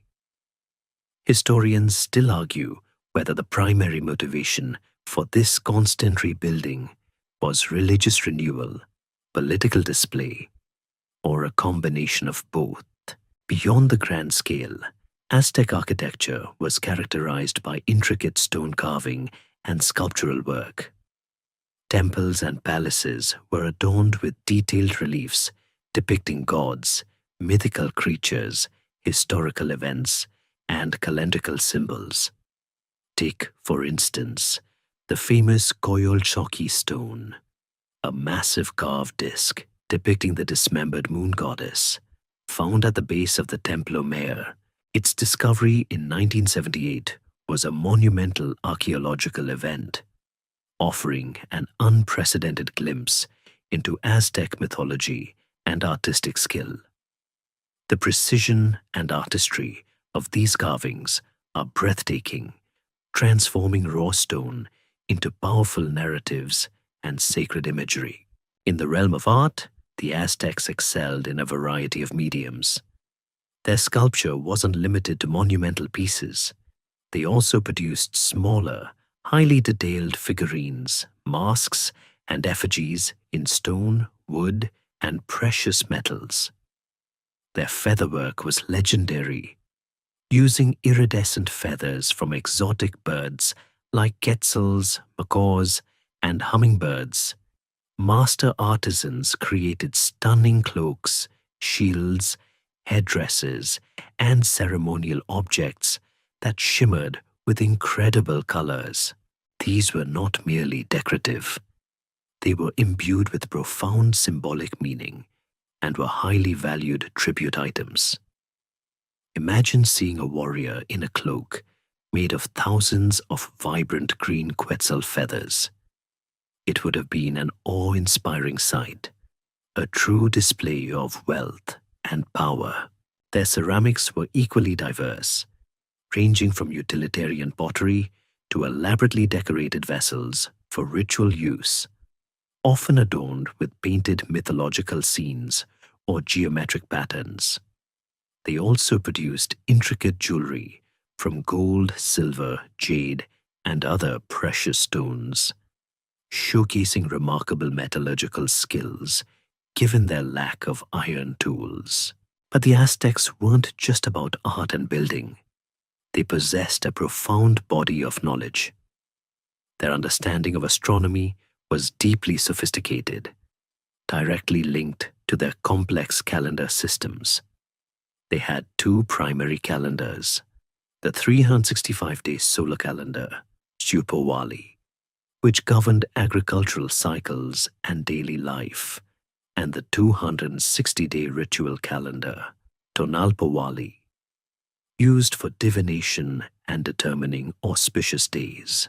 These two interlocking cycles created a 52-year calendar round, a period of great significance that culminated in a major fire ceremony symbolizing the renewal of time. Their astronomical observations were precise enough to predict celestial events and track the movements of planets, crucial for their agricultural and religious practices. They also developed a form of pictographic and ideographic writing, recorded in folded books called codices. These codices contained historical narratives, religious rituals, tribute records, and astronomical observations. While much was destroyed by the Spanish, the surviving codices provide invaluable insights into their worldview. And here's a little joke. Trying to read an Aztec codex without the right interpretation guide is probably like trying to assemble IKEA furniture with just the pictures. Confusing, but ultimately rewarding if you figure it out. Furthermore, the Aztecs possessed a vast knowledge of botany and medicine, utilizing a wide array of medicinal plants to treat various ailments. Their understanding of human anatomy, though often derived from sacrificial practices, was also considerable. In essence, the Aztec Empire was a crucible of creativity and intellectual achievement. Their art and architecture were not just aesthetically pleasing, they were deeply symbolic, reflecting their cosmology, their history, and their imperial power. Their knowledge systems, particularly in astronomy and calendrics, demonstrated a profound engagement with the natural world and a sophisticated intellectual tradition. These achievements stand as enduring testaments to a complex and highly developed civilization, far more than just a military power.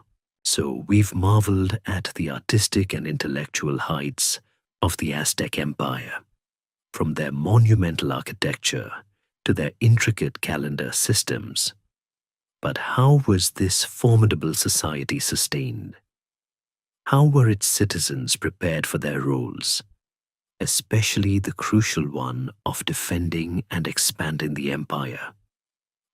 This brings us to the Aztec systems of education and warfare, two pillars that were intricately linked and absolutely fundamental to the functioning and very survival of their society. It's almost as if you can hear the disciplined chants of young warriors in training, blending with the rhythmic sounds of daily life, both serving a singular purpose: the strength of the empire. Unlike many contemporary societies where education was reserved for the elite, the Aztecs had a remarkably sophisticated and universal system of schooling. Education was compulsory for all children, regardless of social class or gender. Yes, you heard that right. Universal education in the 15th century. This was not simply a progressive ideal. It was a pragmatic necessity. A strong, cohesive empire required skilled laborers, pious priests, and crucially, disciplined warriors. For boys, their educational path diverged based on their social standing. The sons of the Pipiltin, the nobility, attended the Kalmakak. This was a rigorous institution, essentially a boarding school for the elite, where they received comprehensive training in history, religion, astronomy, writing, the codices, rhetoric, music, and the complex duties of governance and diplomacy. Crucially, they also received intensive military training, preparing them for leadership roles in the army. The Kalmakak was designed to produce the future leaders and administrators of the empire, instilling in them discipline, intellectual rigor, and a profound sense of civic responsibility. It's almost as if you can see young noble boys, stern-faced, poring over ancient texts by flickering torchlight. Commoner boys, the sons of the Matihualtin, attended the Telpochkali, public schools found in each kalpuli or neighborhood. While the curriculum was less academic than the Kalmakak, it was no less important. Boys here learned practical skills essential for daily life: agriculture, crafts, and communal labor. But the primary focus, the beating heart of the Telpochkali, was intensive military training. From a young age, boys were taught how to use weapons, engage in mock combat, and understand the tactics of Aztec warfare. They were instilled with courage, discipline, and a fierce loyalty to their kalpuli and the emperor. This system ensured a constant supply of well-trained, highly motivated warriors for the imperial army. And here's a strange fact. Punishments in these schools could be incredibly severe, including physical beatings or even ritualistic bloodletting, emphasizing the seriousness of their training. Girls too received education, primarily at home, focused on domestic skills, child-rearing, weaving, and religious duties. Some girls from noble families or those showing exceptional talent could attend specialized schools, often associated with temples, where they might learn about religious rituals, medicine, and administrative tasks, potentially becoming priestesses or skilled artisans. While their path wasn't military, their role in maintaining the household and cultural fabric was seen as equally vital to the strength of the society.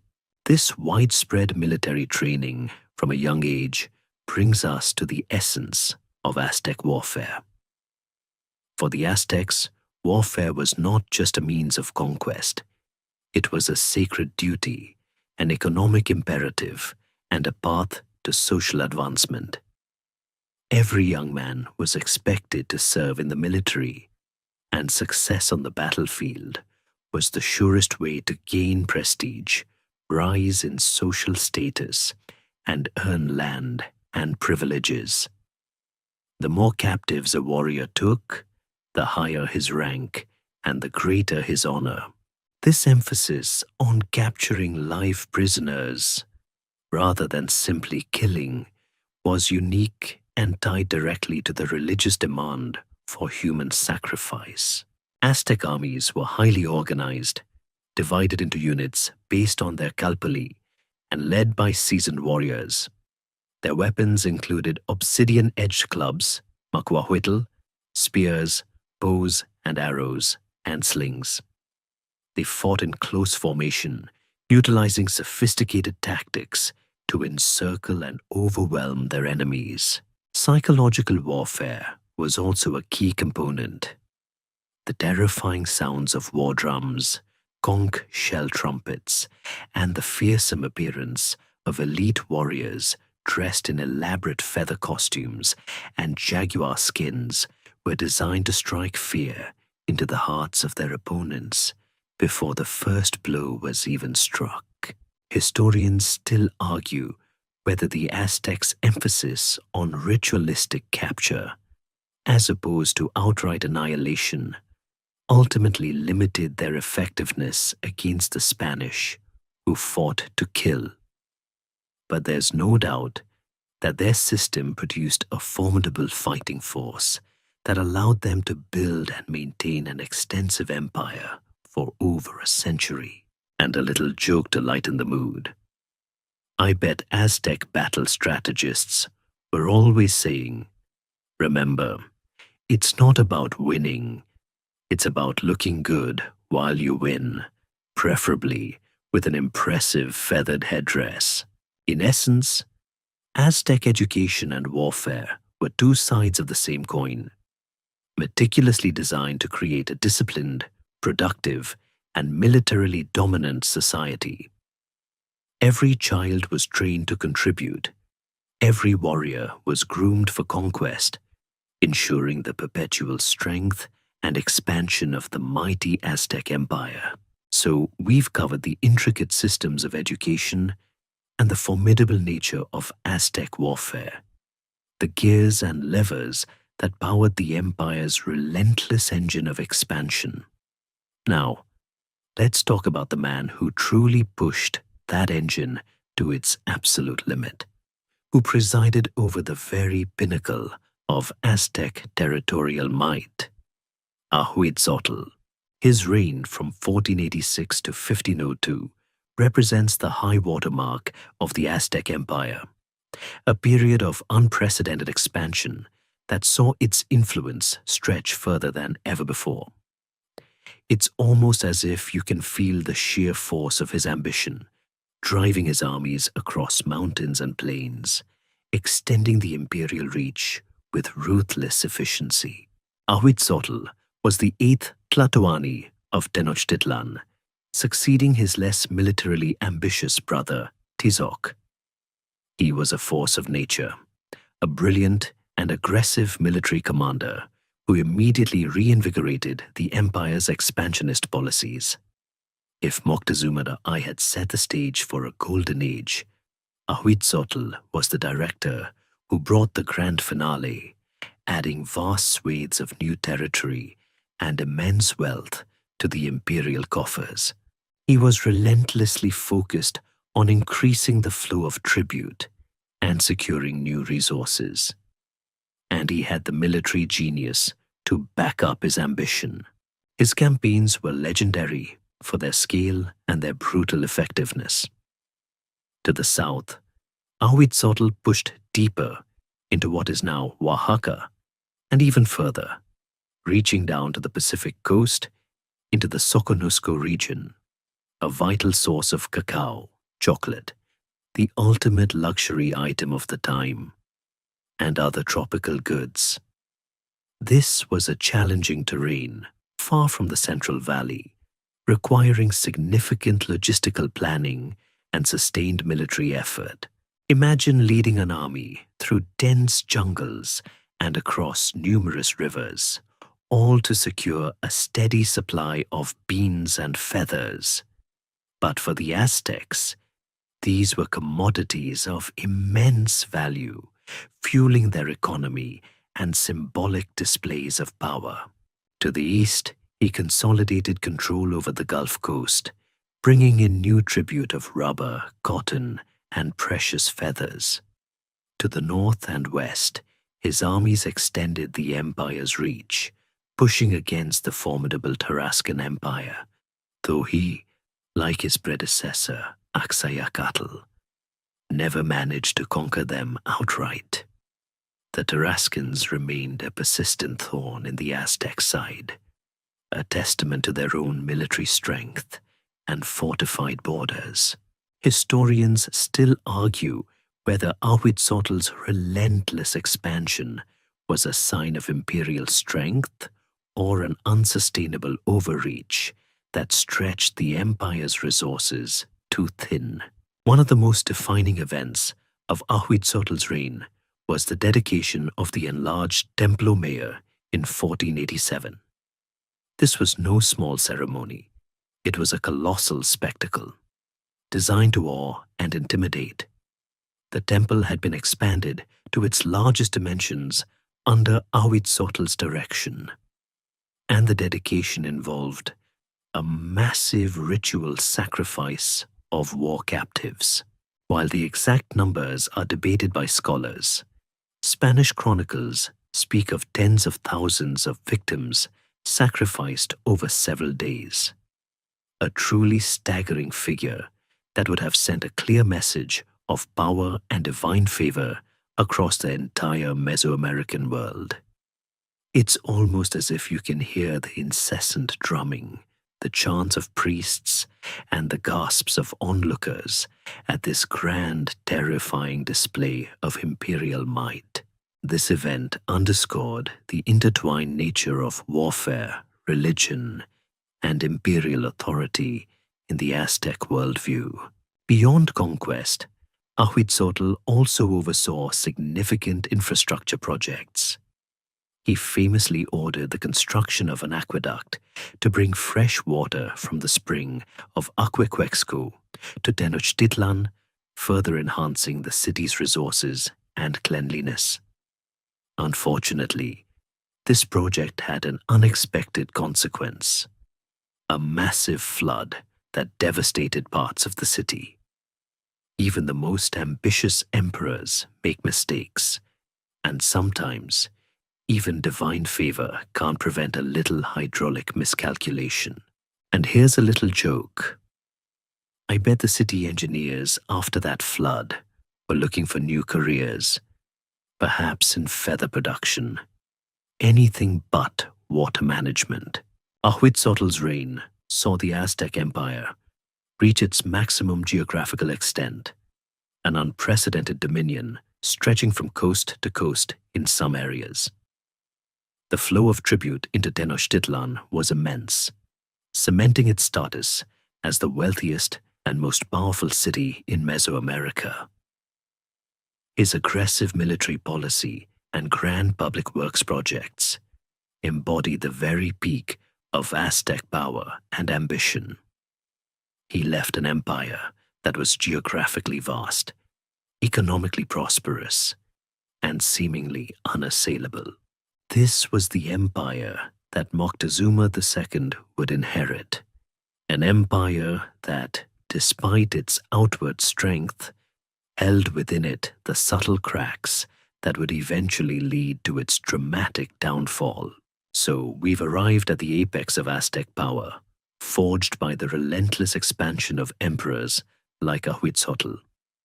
His successor, and the man who would ultimately face the greatest challenge to the empire, was Moctezuma II, also known as Motekudzoma Xocoyotzin, meaning Moctezuma the Younger. He ascended to the throne in 1502, inheriting a vast and seemingly unshakable empire. His reign from 1502 to 1520 began with the usual pomp and aggressive military campaigns, consolidating the work of his predecessors.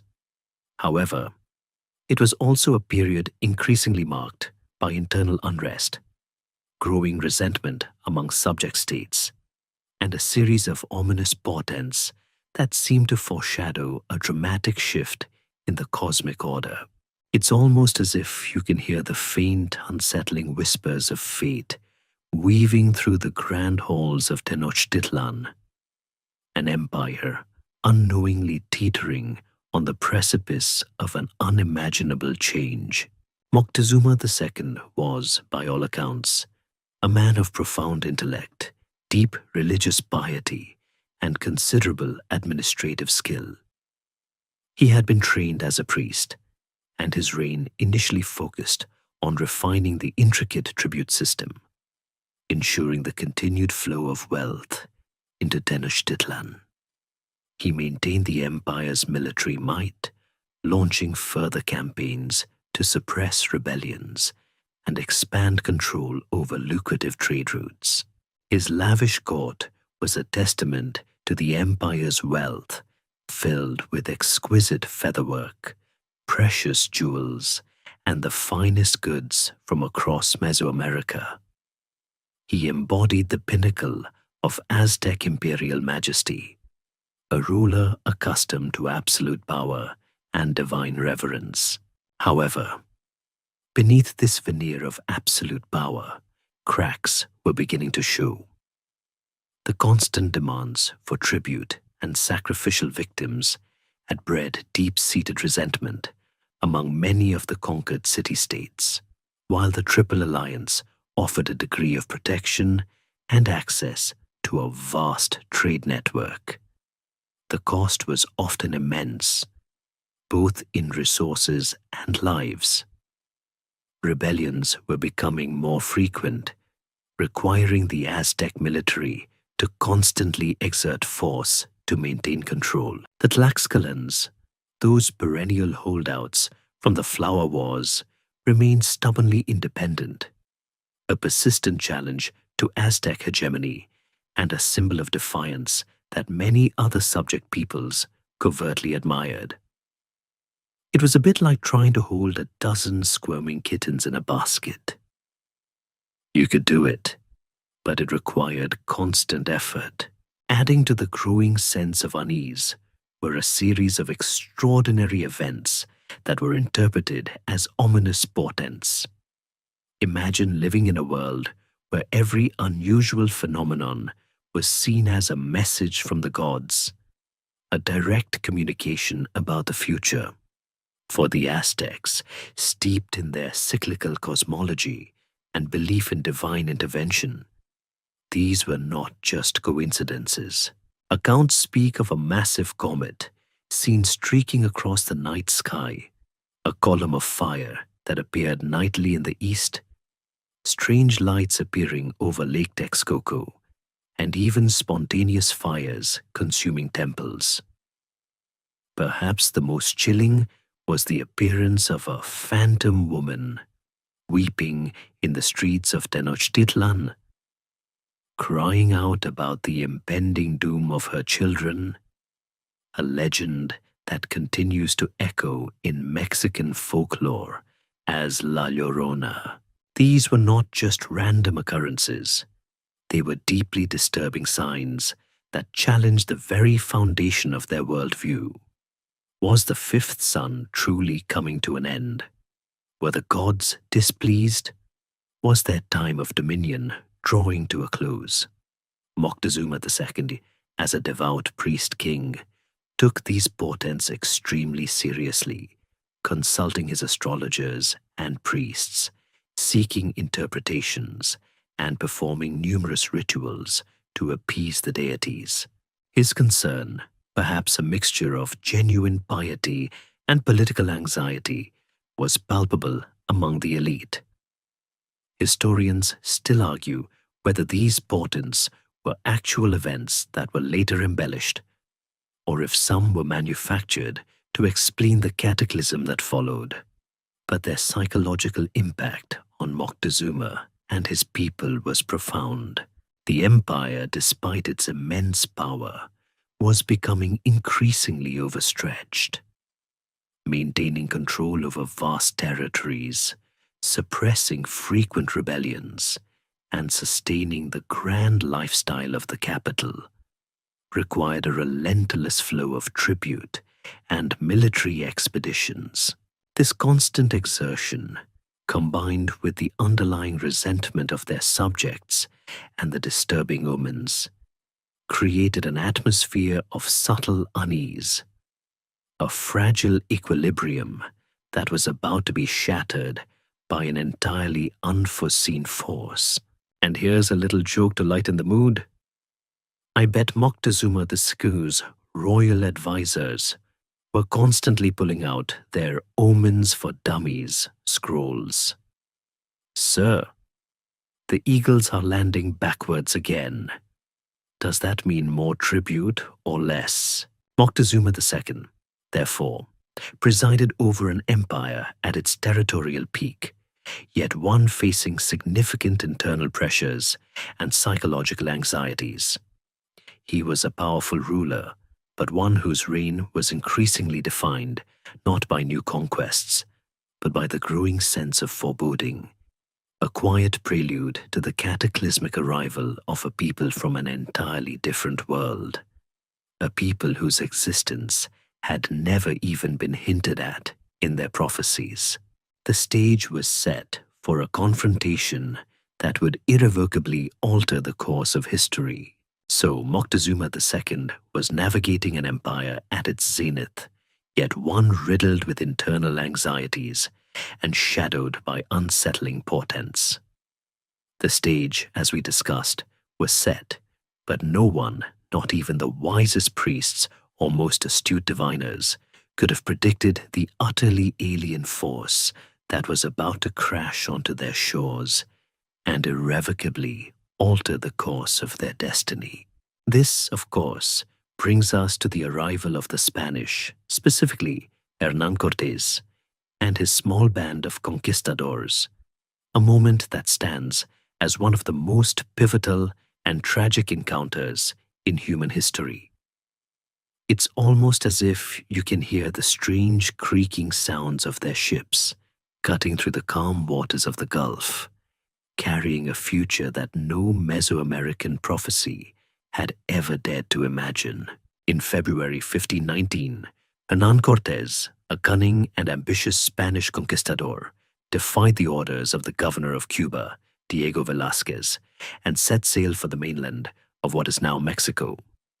He commanded a modest force, around 500 soldiers, 100 sailors, a handful of cannons, and crucially, 16 horses. Now, for us, horses are commonplace. But for the indigenous peoples of Mesoamerica, who had never seen them before, these animals were terrifying, powerful beasts, almost like mythical creatures. Imagine seeing armored men, seemingly fused with these giant, swift animals. It would have been a truly alien and intimidating sight.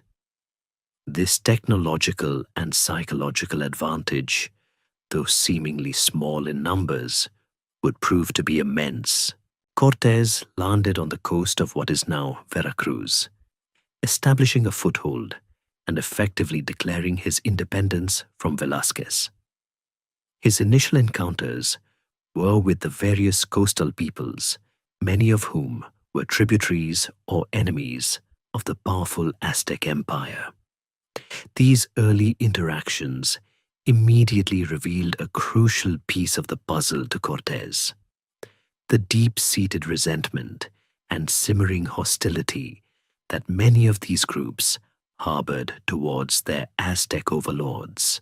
The constant demands for tribute, the collection of sacrificial victims, and the overall imperial dominance had created a vast reservoir of discontent just waiting for an outlet. It was like walking into a crowded room where everyone secretly hates the biggest guy, and you just happen to be the smaller but heavily armed newcomer. One of Cortés's most significant early acquisitions was a woman known as Malinche, also called Malintzin or Doña Marina by the Spanish. She was an indigenous woman from the Gulf Coast, initially enslaved, who possessed an extraordinary talent for languages. She spoke Nahuatl, the language of the Aztecs, Mayan dialects, and quickly learned Spanish, becoming Cortés's indispensable interpreter, guide, and confidant. Her role cannot be overstated. She was the crucial bridge of communication, allowing Cortés to understand the political landscape, exploit divisions, and articulate his intentions, or at least his perceived intentions, to the various indigenous groups. Without Malinche, it's highly probable that Cortés's expedition would have foundered. Historians still argue whether Malinche was a traitor to her people or a shrewd survivor who saw an opportunity for her own advancement and the liberation of her people from Aztec tyranny. But her impact was undeniably profound. As Cortés moved inland, he encountered more and more evidence of the Aztec Empire's vastness and power, but also its inherent weaknesses. He learned about Tenochtitlan, the magnificent island city, and the immense wealth it controlled. He also learned about the numerous subject states chafing under Aztec rule, desperate for an ally, any ally, who could help them break free. This intelligence, filtered through Malinche, was invaluable. The Mexica and Moctezuma II in particular were aware of the Spanish presence. Reports of strange, large, floating mountains arriving on the coast, carrying bearded men in shining armor who wielded thunder and lightning, cannons and firearms, filtered back to Tenochtitlan. These reports, combined with the earlier ominous portents, plunged Moctezuma into a state of deep anxiety. His initial reactions were a mix of cautious diplomacy and attempts to dissuade the Spanish from approaching his capital, sending them lavish gifts of gold and other treasures. This, unfortunately for the Aztecs, had the opposite effect, merely whetting the conquistadors' insatiable appetite for wealth. And here's a little joke. Imagine being the first Aztec scout reporting back. Okay, so there are these pale guys, they ride giant deer, and their sticks go boom, and they really like gold. The arrival of the Spanish was not just a military invasion. It was a clash of two entirely alien worlds, two vastly different cosmologies. The Aztecs, for all their power, were facing an enemy whose motivations, technologies, and understanding of warfare were completely outside their frame of reference. The stage was now set for the most dramatic and devastating act in the Aztec Empire's history, a confrontation that would decide the fate of a civilization. So Cortés and his strange metal-clad contingent had landed, made contact with the disgruntled neighbors of the Aztecs, and thanks to Malinche, gained an invaluable understanding of the political fault lines simmering beneath the empire's seemingly unshakable surface. This understanding wasn't just helpful, it was utterly crucial to the Spanish strategy. It's almost as if you can feel the subtle shift in the winds of power, carrying the scent of opportunity for the audacious newcomers and the faint echo of doom for the mighty Aztecs. This brings us to the pivotal phase of first encounters and alliances. Cortés, being a shrewd and ruthless pragmatist, immediately recognized that his small force, despite its technological superiority, could not possibly defeat the vast Aztec Empire alone. He needed allies, and he quickly understood where to find them. Among the myriad of indigenous polities that resented Aztec dominance, this wasn't just a military strategy. It was a masterful exploitation of existing grievances, a kind of ancient geopolitical jujitsu. His most significant and enduring alliance was forged with the Tlaxcalans. Remember them? Those fierce, independent people who had resisted Aztec subjugation for centuries through the Flower Wars. They were the Aztecs' most persistent and powerful enemies. A proud people who had endured constant warfare and economic blockades from Tenochtitlan. When Cortés arrived, they initially fought against the Spanish, mistaking them for another Aztec-aligned force. However, after several fierce battles, and perhaps realizing the true nature of the newcomers, the Tlaxcalans entered into negotiations with Cortés. Malinche's linguistic skills were once again indispensable in bridging this monumental cultural divide. The Tlaxcalans saw in the Spanish not simply new oppressors, but a golden opportunity, a chance to finally break free from the Aztec yoke and exact revenge for generations of subjugation. For them, Cortés was an unexpected, powerful ally against a common enemy. It wasn't about loyalty to Spain. It was about self-liberation and settling old scores. They provided Cortés with thousands of seasoned warriors, vital intelligence about Aztec military tactics and supply routes, food, logistical support, and safe passage through their territory. Imagine the sheer glee of the Tlaxcalans finally getting to turn the tables on their long-time tormentors, but with heavily armed foreign friends who could ride gigantic four-legged beasts and shoot fire from sticks. This alliance was the single most important factor in the Spanish conquest, more so than steel, gunpowder, or horses. Historians still argue whether the Tlaxcalans truly understood the long-term implications of their alliance with the Spanish, or if they simply viewed it as a temporary means to an end. Beyond the Tlaxcalans, Cortés also skillfully exploited divisions within other tributary states, promising them liberation from Aztec tribute and providing military support against Aztec garrisons. Many smaller communities, desperate to throw off the Aztec burden, readily joined the Spanish Tlaxcalan coalition. This created a snowball effect, with the anti-Aztec forces growing in size and confidence as they marched towards Tenochtitlan. It was a classic enemy of my enemy is my friend scenario, playing out on an epic, civilization-altering scale. As Cortés's coalition advanced, Moctezuma II's response was a perplexing mix of diplomacy, awe, and perhaps paralysis. He continued to send lavish gifts to the Spanish, seemingly hoping to appease them or persuade them to turn back.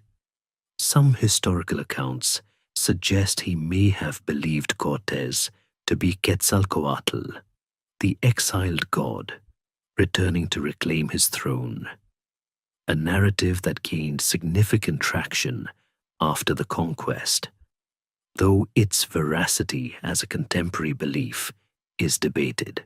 Regardless, Moctezuma's actions conveyed a sense of hesitation and a reluctance to engage in outright conflict, perhaps influenced by the ominous omens and his own deeply religious nature.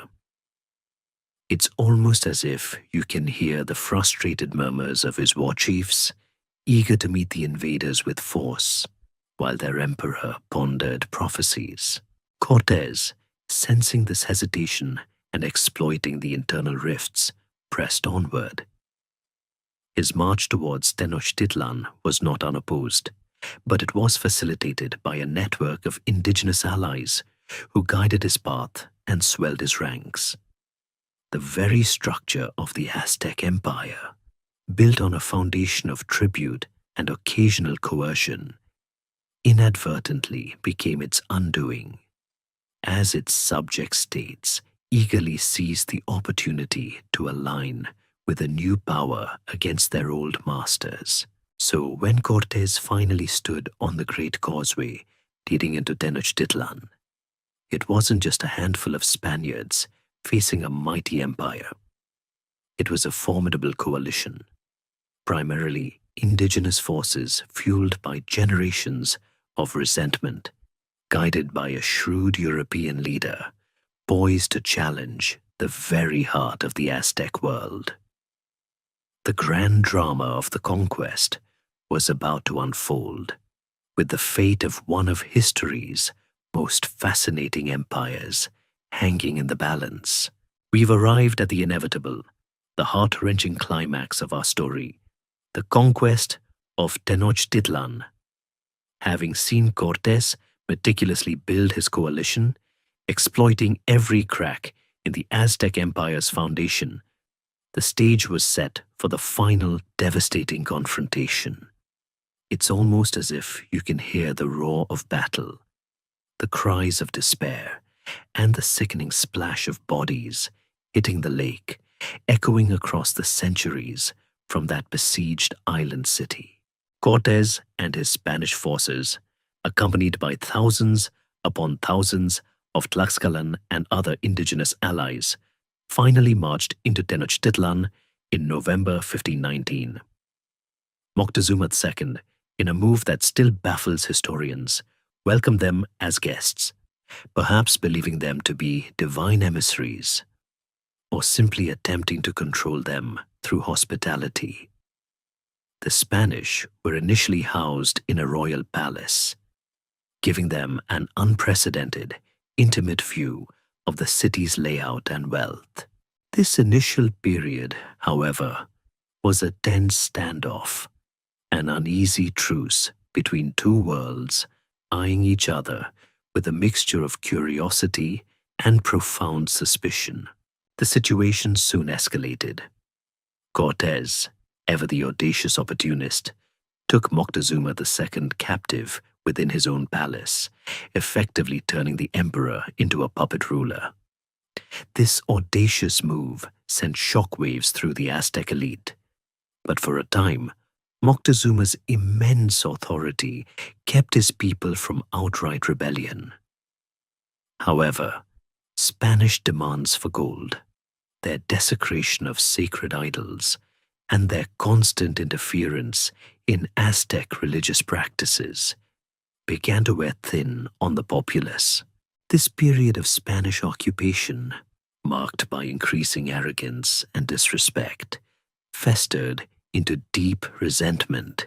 The breaking point came in May 1520, during Cortés's temporary absence to deal with a rival Spanish expedition led by Pánfilo de Narváez. Pedro de Alvarado, left in command in Tenochtitlan, massacred unarmed Aztec nobles and priests during a religious festival in the Templo Mayor's courtyard. This horrific act, a calculated display of brutality or a panicked overreaction, ignited the simmering rage of the Mexica. The city erupted in a furious rebellion. Moctezuma II, still a captive, attempted to quell his people, but he was repudiated as a Spanish stooge. He was either stoned to death by his own people or killed by the Spanish, depending on conflicting accounts, a tragic end for the last great Aztec emperor. Historians still argue whether his death was a deliberate act of the Spanish or an accidental casualty of his own people's rage. But his removal effectively ended the facade of peaceful coexistence. Upon Cortés's return, he found his remaining forces besieged and desperate. In what became known as La Noche Triste, the Night of Sorrows, on June 30th, 1520, the Spanish and their allies attempted a desperate escape from Tenochtitlan under the cover of darkness. The Aztecs, forewarned or simply vigilant, attacked relentlessly. The causeways became killing zones as thousands of Spanish and Allied soldiers were slaughtered, drowning in the lake under the weight of their armor and gold. It was a catastrophic defeat for Cortés, a moment of fleeting triumph for the Aztecs, and a stark reminder of their military prowess when truly provoked. It's almost as if you can feel the desperation of that night, the terror of escape, and the temporary jubilation of the victorious Aztecs. Despite the near annihilation, Cortés regrouped. He retreated to Tlaxcala, where his loyal allies offered him refuge and reinforcements. The Aztecs, meanwhile, were struck by an invisible, far more devastating enemy, smallpox. The disease, brought by the Europeans, swept through Tenochtitlan, decimating its population. The indigenous peoples had no immunity to these old-world diseases, and the plague ravaged their fighting forces, their leadership, and their morale. This biological warfare, unintentional though it was, played a far greater role in the conquest than any Spanish weapon. It's a strange fact that microscopic organisms could bring down an empire that had defied mighty armies.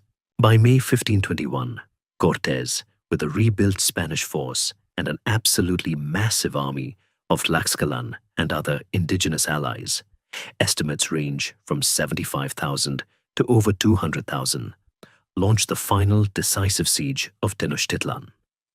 The Aztecs, now led by the courageous young emperor Cuauhtemoc, fought with incredible ferocity, defending their city block by block, canal by canal, even as famine and disease ravaged their ranks. The siege lasted for 93 grueling days, a testament to the Aztecs' resilience. Spanish brigantines, purpose-built and launched on the lake, gave them naval superiority, while their cannons slowly battered the city's defenses. On August 13th, 1521, after nearly 3 months of brutal fighting, the last pockets of Aztec resistance collapsed. Cuauhtemoc was captured, signaling the complete fall of Tenochtitlan. The magnificent city, once the glittering heart of an empire, lay in ruins, its temples desecrated, its canals choked with debris and bodies. The conquest was complete. The Aztec Empire, built on centuries of migration, alliances, and conquest, had fallen into a combination of European technology, devastating disease, and, most crucially, the internal divisions it had inadvertently fostered among its own subjects. It was an end not just of an empire, but of an entire world. And so, as the final echoes of battle fade across the vast waters of Lake Texcoco, now a mere shadow of its former self, we are left to ponder the incredible, intricate tapestry that was the Aztec Empire. This was a civilization born from humble wanderings, rising from a swampy island to become the dominant power in Mesoamerica. A testament to human ingenuity, fierce devotion, and relentless ambition. Imagine the shimmering city of Tenochtitlan, canals reflecting a sky filled with unknown stars, the scent of copal incense mingling with the rich earthiness of its floating gardens, a bustling heart of commerce and spiritual fervor. Remember the disciplined warriors, their obsidian blades glinting in the sun, fighting not just for territory, but for the very continuation of the cosmos. Think of the wise priests charting the celestial movements, convinced that every human breath and every drop of blood was vital to appease the insatiable gods. But as the night deepens around you, consider the profound questions their story leaves us with. What if the portents had been interpreted differently? What if Moctezuma had met Cortés with an army rather than a welcome? What if those terrible European diseases hadn't swept through Tenochtitlan like an invisible wave of death? Their downfall was not solely a clash of technologies, but a tragic convergence of political miscalculations, cultural misunderstandings, and the devastating, unforeseen impact of biology. It's a reminder that history isn't just a collection of facts, but a complex interplay of human choices, environmental forces, and the sheer unpredictability of fate. The whispers of their gods, the thunder of their drums, the intricate beauty of their featherwork, all are now but echoes in the wind, a powerful bedtime story of a world that once was, a dream that both soared to incredible heights and fell with equally spectacular force.